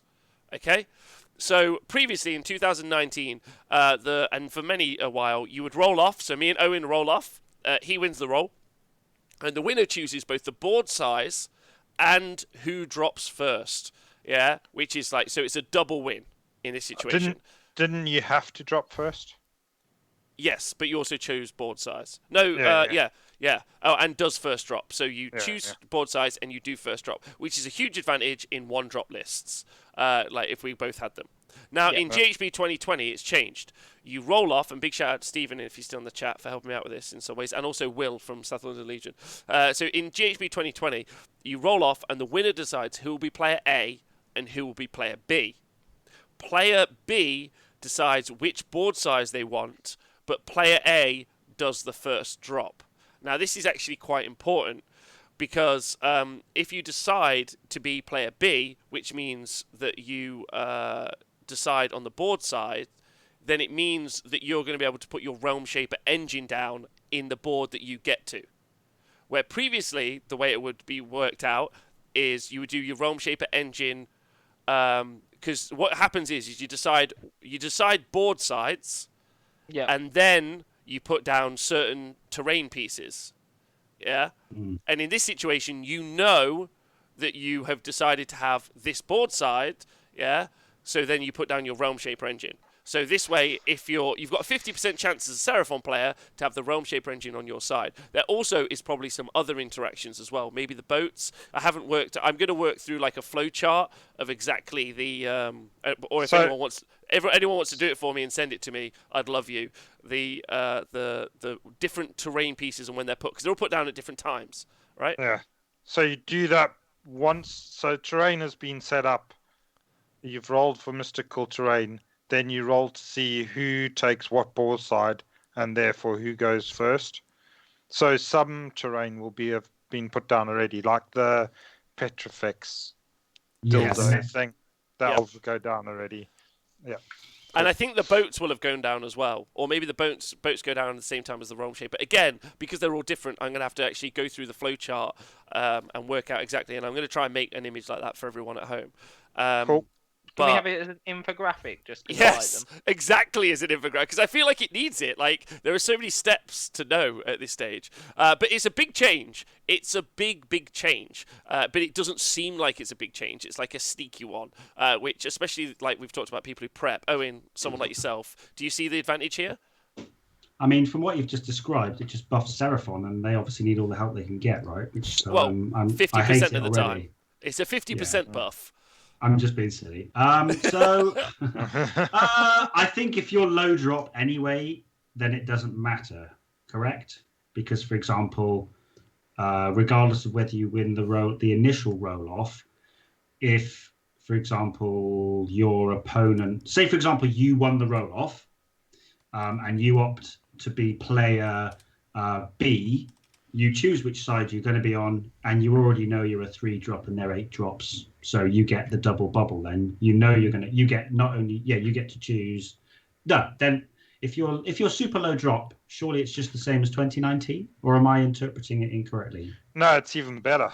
Yeah, it's better for you. If you're 1 drop and they're a gazillion drop, then it's better for you because you get to decide the side. And then you get to decide who goes first, yeah. Well, and yeah. So whereas before, I think there were different roll-offs, weren't they? Yeah, there were different roll-offs. Yeah, so you could, you could still win the roll-off, but your opponent could have had a chance of choosing a nice side for a change. I think the issue for me with this is it's actually a little bit more complicated. Like, I know that sounds like lame, but I think placing the terrain has obviously added a level of complication when we first turn up to the table anyway, right? Yeah. Sorry, with this stage, I need now to put my terrain down. Oh no! Like, there's like a little bit more. But, it's one of those things I know it's going to sound terrible, but you might just have to practice, like, a really boring element. Like, I know that sounds lame, but you genuinely might have to, and it might affect list writing as well, maybe. I'd like to point out I'm in Lee Bromley, who's commented in the chat. I agree. Yeah, I'm I in agree his with camp. So his comment is, if I've just bum shuffled against a bunch of dudes because I'm playing on a table at the end of a row, and then my opponent makes me swap sides, I already hate them before I've taken my toys off the board. Yeah. And I agree. Like, the swapping sides of table is the worst thing. Like, I'd rather swap terrain. Can I give you a tip? Yeah, just swap the terrain around. Nah, man, that's the start of the mind games. That's the start. You wait for them to lay all their models out, and you'll be like, they don't play against Owen. 160 grots. Yeah, pick all those twats up. Oh, you haven't got any movement trays. Never mind. Come on, let's go. Clock's ticking. Right. Anyway, so next up, so that's an interesting thing you need to be aware of and pay attention to in that, and I will try and get that infographic out when we get the time. But again, if anyone who's out there right now is currently going through it, send me the step-by-steps and I'll turn it into a picture. So next up, the thing I am very excited about is auxiliary objectives.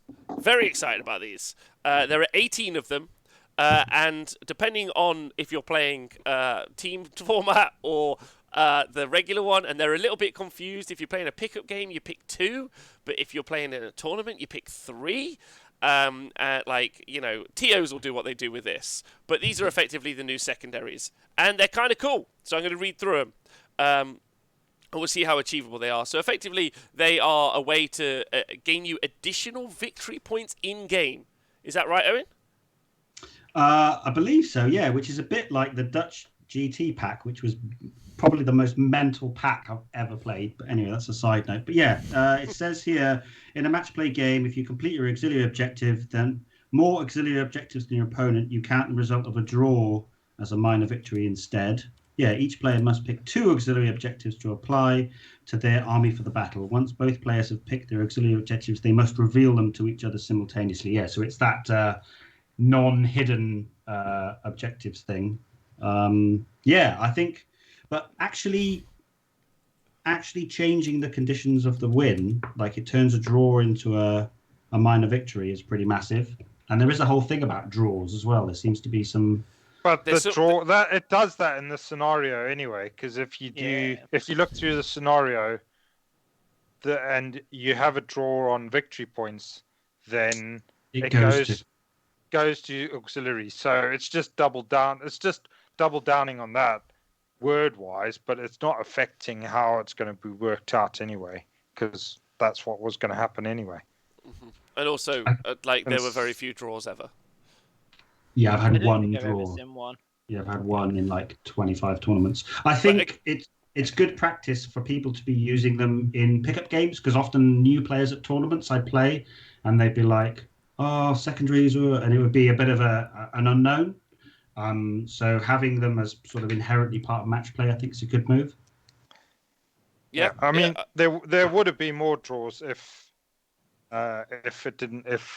kill points didn't separate it into minors and majors. But now instead of using kill points to do the minors and the draws, now you've got these auxiliaries. So yeah, it's going to be fairly similar, but a big change in that it's not kill points, it's definitely auxiliaries. Yeah, agreed. And I actually think that TOs get to mess around with this a little bit. And also, at a large enough event, there's still going to be enough people who end up on 5 wins and 2 auxiliaries per game, or whatever the situation, that you'll probably see TOs mess about with it a little bit. And maybe I get 2 and I deny 2, and there's a points difference there. I think there's definitely something to play around. But what's cool is when we reviewed the secondaries the first time, they were pretty rubbish and a bit lazy and haphazard. These seem to have had some thought, and I quite like them. So we'll talk through them a little bit. I'll read each one out. And if you've got anything you want to say about it, give us a shout out. So the aggressor, you complete this auxiliary objective if you control all the objectives wholly within your opponent's territory. This does not include objectives located on the borderline of a territory. So it's pretty cool. I like that. If you know, especially imagine over an event, you've got to try and achieve a lot of these, and a lot of these aren't very similar. So it starts to become actually, if I'm trying to achieve most of these, there are 18. So if there are if you have to choose 3, let's say, at an event per game, and you can't copy, that's 15 of the 18 you're going to have to try and achieve. You've got Assassinate. When you reveal this auxiliary objective, your opponent must pick 1 unit in their starting army that is a hero. You complete this auxiliary objective if that hero is slain before the end of the battle. I love that, because there's some fun mind games that you're doing with your opponent there. That's rad, I think. What do you guys think? Yeah, like the fact that your opponent's choosing it too. So you could be like, I'm going to choose the tankiest hero, but he's the front line. So in another list, you could be like, well, this wizard's basically going to hide at the back all game, so it's going to be him. Yes. So that's quite... I like that. I like the idea that it's almost like, I'm going to try and kill someone. Who am I trying to kill? And you're like, oh, this guy, because he's got this really good necklace that you want.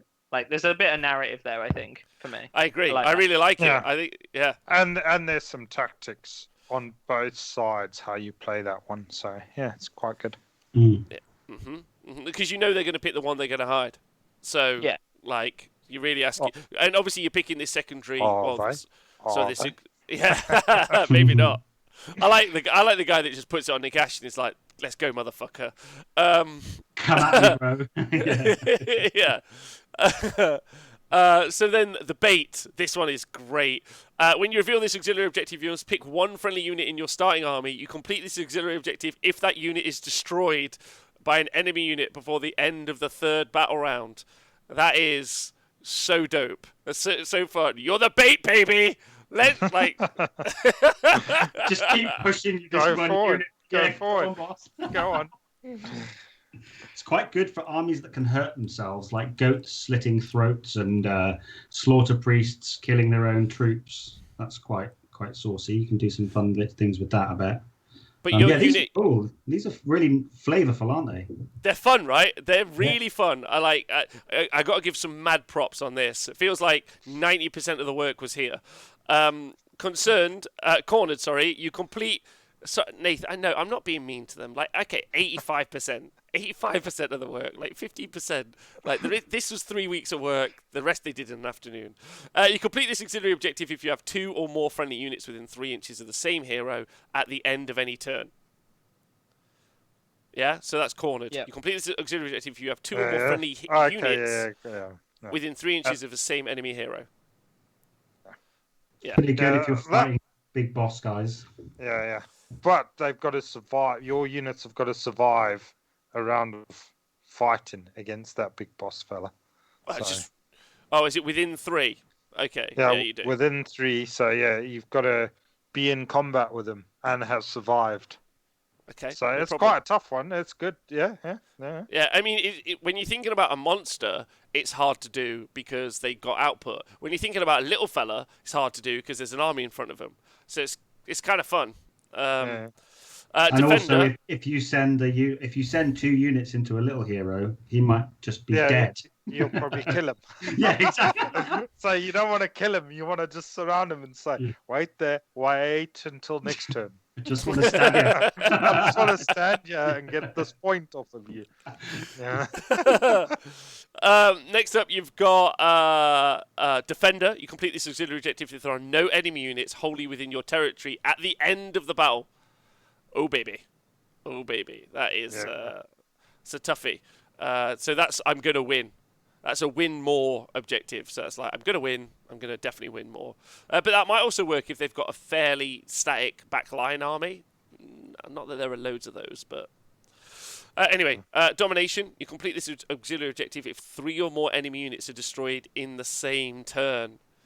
Oh, yeah. This is the old Obliterate. This used to be Obliterate. And me running Archeon at the moment is just so good. You just get this all the time. So, yeah, for certain builds... it depends on when you choose these. I mean, if you're going up against an MSU army, it's very easy to do that. You choose at the start of the battle. Oh, actually, I know when you choose them. Sorry, you choose them after armies are set up. So after they're set up, but before it's decided who goes first. So again, there's a little bit more bookkeeping in that first turn up at the table, like sort of situation. You choose 2, but at a tournament you choose 3. Okay. Nice. Grudge. When you reveal this auxiliary objective, you must pick 1 enemy hero in your opponent's starting army and 1 friendly hero in your starting army. You complete this auxiliary objective if your enemy hero is slain by an attack with your friendly hero. So that one's super hard. Like, you have to have exactly the right matchup, right? Yeah. Yeah. Yeah, that one's a toughie. And you also have a character in your army that can do it. So then Headhunter, you complete this auxiliary objective if all of the leader units in your opponent's army are destroyed before the end of the battle. So, easy one for the Lumineth guys. Yeah. That feels a bit like a win more, doesn't it? Because yeah, that is. But you also have to know that you're going to do it, right? Also, it's interesting if you choose Headhunter and Assassinate at the same time. So they're already trying to keep 1 hero alive. So you could double down and be like, I'm coming for your characters, but you have to keep that one alive. Maybe you could apply some pressure in the game by just being like, I want your support character to fuck off, because I don't want them to be keeping the units immune to battle shock or buffing them. So, I'm trying to think of an example. In your Blood Secretor, I'd just be like, assassinate your Blood Secretor, and you'd be like, oh, fuck. I don't want him to come close. Do you know what I mean? Yeah, it can stop him maybe being as progressive with his banner to give the attacks, which then nerfs my army. I'd be interested to see how you reveal these, because imagine if you had a little interplay game where your opponent reveals 1, and then you can then reveal the next one almost as a counter to their first pick, or if you choose them and they just all go face up. Yeah, I feel like the right call is you just note them down secretly and then reveal, right? Okay, so then Invader, you complete this auxiliary objective if at the end of the battle you have more friendly units wholly within your opponent's territory than your opponent has wholly within your territory. So a toughie, but, promotes aggro play. And don't forget, these are really important because these change your list right in if you want to go 5-0 and win the event. Yeah. So you have to know you're going to try and achieve that, and that's good. Yeah. Mark for Death. When you reveal this auxiliary objective, your opponent must pick 1 unit in their starting army that is not a hero. You complete this auxiliary objective if that unit is destroyed before the end of the battle. So it's like Assassinate, but instead of a hero unit. So that seems quite easy to do. It is. So your opponent chooses the unit, right? That you try and murder. So there's some really fun elements in there as well. They haven't included in there that you can't choose a unit that's off the board, let's say. So maybe I choose a unit that I keep off the board, then I just deep strike it at the back for the whole game. I don't know. So that could do some FAQ. Owen, I think you said it says you reveal simultaneously. Okay. So you got Mass Panic. This one's really hard. You complete this auxiliary objective if 2 or more different enemy units fail a battle shot test in the same battle round. So don't pick against OBR, right? Yeah, that ain't happening. No. Yeah, that's tough. Yeah. That one's a toughie. You got Overwhelm. You complete this auxiliary objective if any enemy hero is slain by an attack made by a melee weapon with a friendly battle line unit, which is good. And in the interest of speed, like there are other good ones, but you get an idea basically. Yeah. And I actually, I really love these. What do you guys think? Yeah, they sound great. It's just interesting, isn't it? And I think I always quite liked kill points because I think sometimes it was like something that you could aim for. So even if you were having a bad game, you can just slay things. But I feel like those, for me, or at least how I play, those are almost more fun because I'm like, right, instead of just trying to table someone or kill as much as possible, I'm like, right, I don't think I can win this game. But at the beginning of this game, I chose Slay the Warlord, and he chose that wizard that's at the back. So I'm going to leave him to fight objectives, sod them all, and that guy's dead. It's cool. I like it. Big fan. Yeah, Owen, what are your thoughts? Yeah, I think it's great, and I think the conditions of them are much better than some of the conditions from the last GHB. So it's a massive improvement in that sense. And I think, dependent on what TOs are doing in terms of the selection that you have, you can really they can be selected in tandem with list writing. So you can create all the conditions that you need to execute these as you write the list, which I think is another layer. And as somebody, I like to prep, as you know, and yeah, so I think it's great, and it's an improvement on last year, and I'm all for it. Yes. Yeah. For me, this is like numero uno from the book. This is my takeaway. I'm like, I love this shit. This is great. I feel like, Nathan, I spoke to you previously about secondaries, right? And I'm just like, this is the one for me. This is the game-changing element that... I'd have to play it so much to work it out, but I think that this is excellent and makes games more interesting. There'll be like little moments where, fuck you, you've beaten me, but I've kept my one character alive. Amazing. Yeah. Like, more fun, but big also fan. More tactics. Big fan. Big fan. Like, well, Nate. Yeah. Do you remember? Do you remember? I remember. What? I charged Nagash with a madcap shaman to get a secondary objective. So yeah, madcap go running in and gets slaughtered by Nagash, and then that gave me a point. That was game 5, and that stopped you from getting 20-0. That got you the point, and then you ended up drawing. Not saying that was the one, but that was one of the individual points. Which, little gits. I forgot about him. He shot out of nowhere and just got He was slowly sneaking up on him, and then See, this is such a these are such a win compared to the Realm rules, right? These are just like, they're impacting the game. They're making me do stuff. I'm engaged. Like, I'm a big fan. Big fan. Okay, so the final elements are the battle plans, and there's some... This is the last part of the show. So the new battle plans, there are 2 new ones, which is cool. We're not going to go through all of them. We'll do that on a different show, and we'll analyse them. There are 2 new ones, which is fun. We've got rid of some... we got rid of the Greased Up Goblin, which is a bit of a shame, and another one. There are some new deployment maps as well. But the big deal here is... So there's still total commitment, which means you can't keep units off the board. Bit of a shame.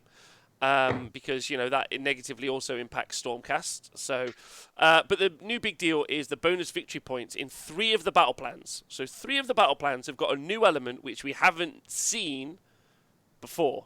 And this is Total Conquest has got, if you control an objective with a friendly leader within 6 inches, you gain an extra victory point. So that leader doesn't have to be the one that controls it, just if they're also within, you gain an additional victory point. In focal points, it's the same, but it needs to be either a monster or a behemoth. And in shifting objectives, it's the same, but it needs to be a battle line unit.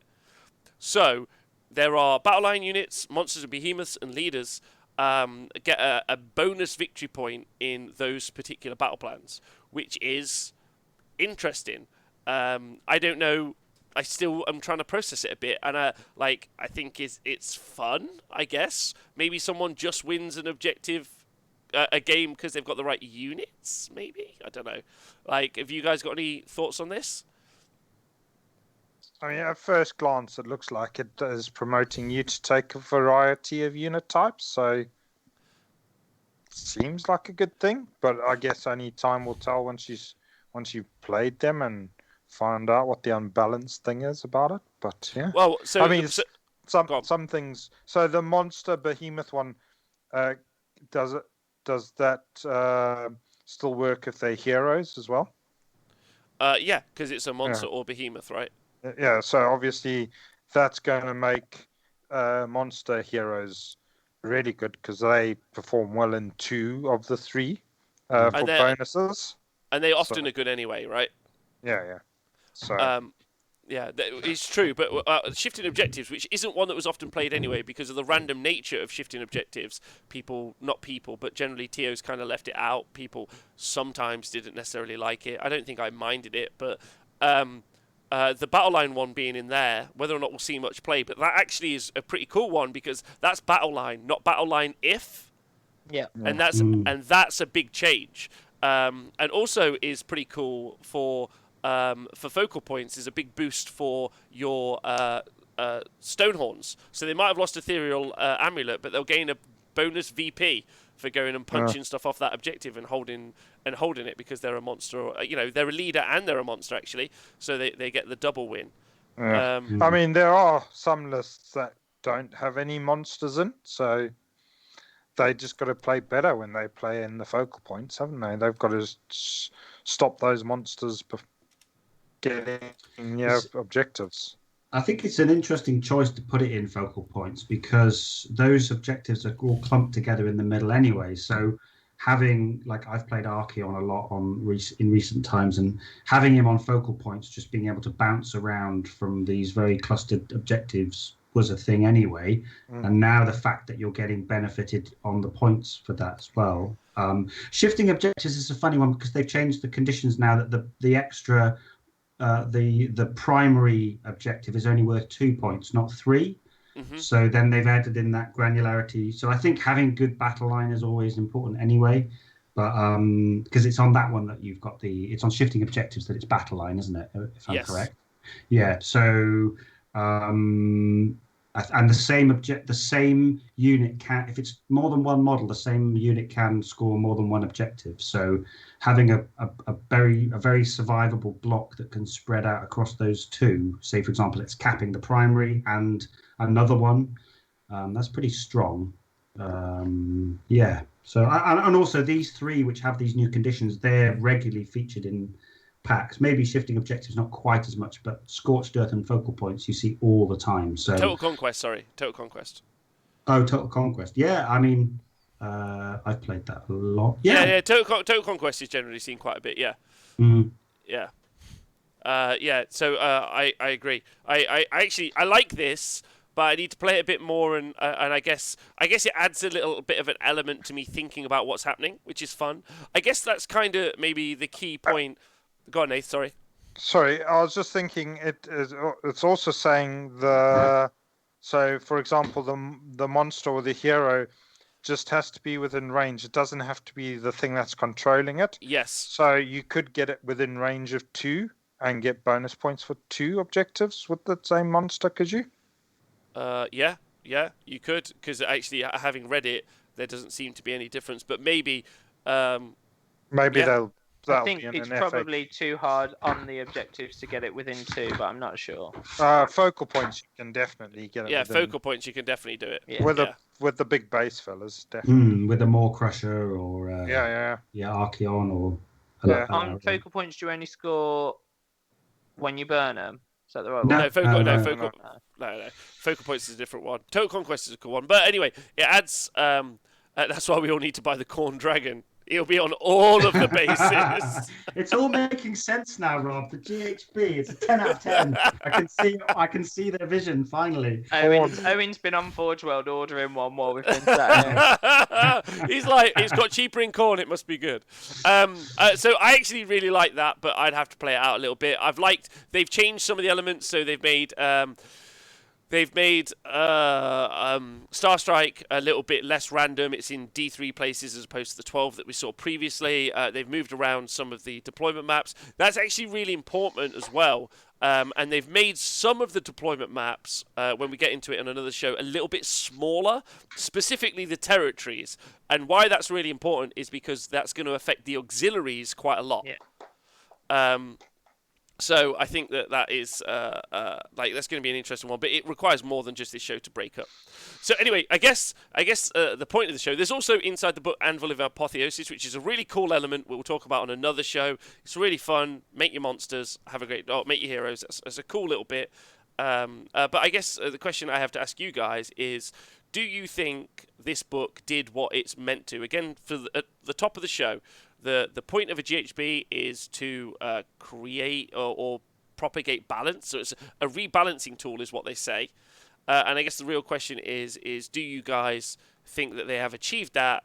And I guess yes or no maybe is too, black and white. I guess maybe it needs to be more of a 0 out of 10. How well do you think that they may have done that in this book? I guess that's their statement. And then do you have any notes in addition? Who wants to go first? Anyone? Nath? I think, we need the FAQ to be able to say.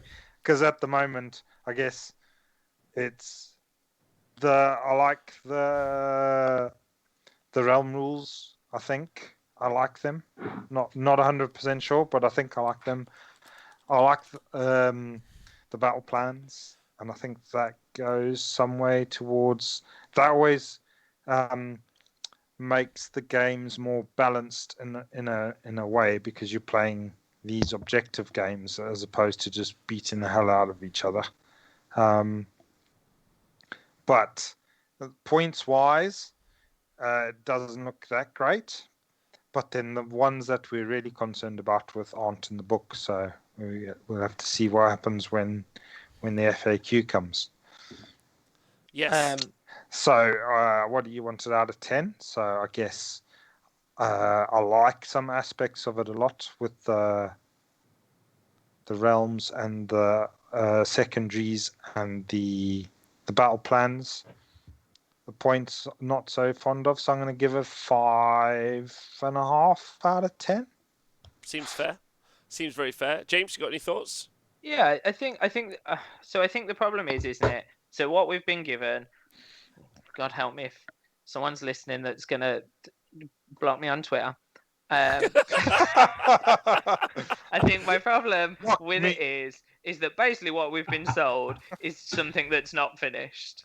And I know I said last week, but I'm going to go over it again. So this year, for the first time ever, I didn't buy the 45 quid special edition because I'm so sick of having a book that I then, that costs 45 quid, and I know there's extras. So let's say the book's 20 quid at that I then am shoving pieces of paper in to make it current. That I just brought the ebook for the first time ever. But even still, I've got a digital book that I download direct from the company. It's not up to date. It's not right. And I think, so for me, the problem is actually what we were given was kind of like an unfinished product, but with some really cool stuff in there. Some of the changes to the rules are great. And I know we didn't go over it, but even that player thing at the beginning that's basically don't be a dick. Fine. Nice to know that someone's thinking about it, etc., etc. But at the minute, I think realistically the stuff that's in there, so the secondaries, mostly I'd give 10 out of 10, but the book as a whole I'd probably give a 4 out of 10. Seems fair. Owen, what are your thoughts? Well, I think James and I are pretty much in agreement in that sense. I have to admit, I came to the show with quite a negative outlook on the book, but I would say that the points and stuff are transient and they will change, and they will get updated and things will change, but the missions and the realms and the triumphs and the auxiliaries, that's what we're going to be playing for the year. And yeah, based on actually learning about it more through chatting with you guys this evening, I'm really, really happy with that. Some of the egregious crap missions got boosted, like Duality and Greased Up Goblin. The new ones seem fair. There's tweaks to the ones that we had a problem with, like they got rid of the really crappy triangular deployment in Battle for the Pass. Yeah. Oh my days! I don't have to try and fit Archeon, a fucking skull altar, and a load of dudes into the tip of a spear, and some assholes put 2 boats in front of it. I mean, come on. Yeah. So I think on that, I'm really pumped to play some of these games, these missions. But I do echo your thoughts on the fact that it's an unfinished product in terms of how all the armies sit against each other. And, the validity of the book is diminished a little bit by that, which is a real shame. But because then we're going to get the gaming book, aren't we, in about 3 months? And then that's going to be all of this consolidated down again for match play, which is obviously where I sit. Yes. And without bollocking on too much, I do think that we should just make a reference. I know we always talk about match play, but there does seem to be a lot of really fun open war stuff in there. And a load of the guys in the South London chat super excited about Anvil of the Apotheosis and the opportunities for modelling and stuff. So yeah, I just think that deserves its own show, which we'll do next week. We'll just go and have an adventure. We'll just make characters and have fun. Yeah, I agree. Okay. Yeah. So what's your number? 9 out of 10 for the book, but 3 out of 10 for the what's not in the book. Do you know what I mean? So I would say a 6 out of 10 if I was to bring it all together. Lovely. I'd say so. I think that they've done a brilliant job on the state of the game, i.e., the environment that we play in. 0 to 300 spells, less DPR. I feel like that there's a bit of an issue with getting the game going. Like that's taking longer and longer as time goes on. I've got to decide some stuff, roll some terrain. Are we playing in a realm? Okay, make sure I qualify that in my own head. Extra and extra. I think there's an issue there. But other than that, secondary's huge fan of. Battle plans, always good. That's what makes Age of Sigmar so good. But I do think that the auxiliaries, I don't overly care for the realm rules, but it's good that they've cleaned it up and they've neatened it up, I think, is a key element. I'm with you guys. The game isn't finished. They haven't put the points out. These points changes are underwhelming as the game sits right now. Before anything else. And that's without really... We haven't even properly discussed the overpowering nature of some of the armies that have been released recently. And so if those guys are going to be changed in the points FAQ, but I think probably... I feel like it just is a shitty job half done, and then they've told us that they're not doing the job. They're like, oh yeah, so we've done a shitty job, guys. Also, by the way, we're doing the 40k app, so we're not helping you out with your app at the minute. And I think, that's a bit shitty. So I think, I would feel about the same, 5. I feel like it's. I know this is going to sound like if you were taking it as projects though. The only project that they're really shit at are the points. In my opinion, obviously. So, that's... just work on that one area, and they've made a great... Everything else is glorious, I would say. And even then, we're asking for the points to be better, not they're unworkable. You can still play games.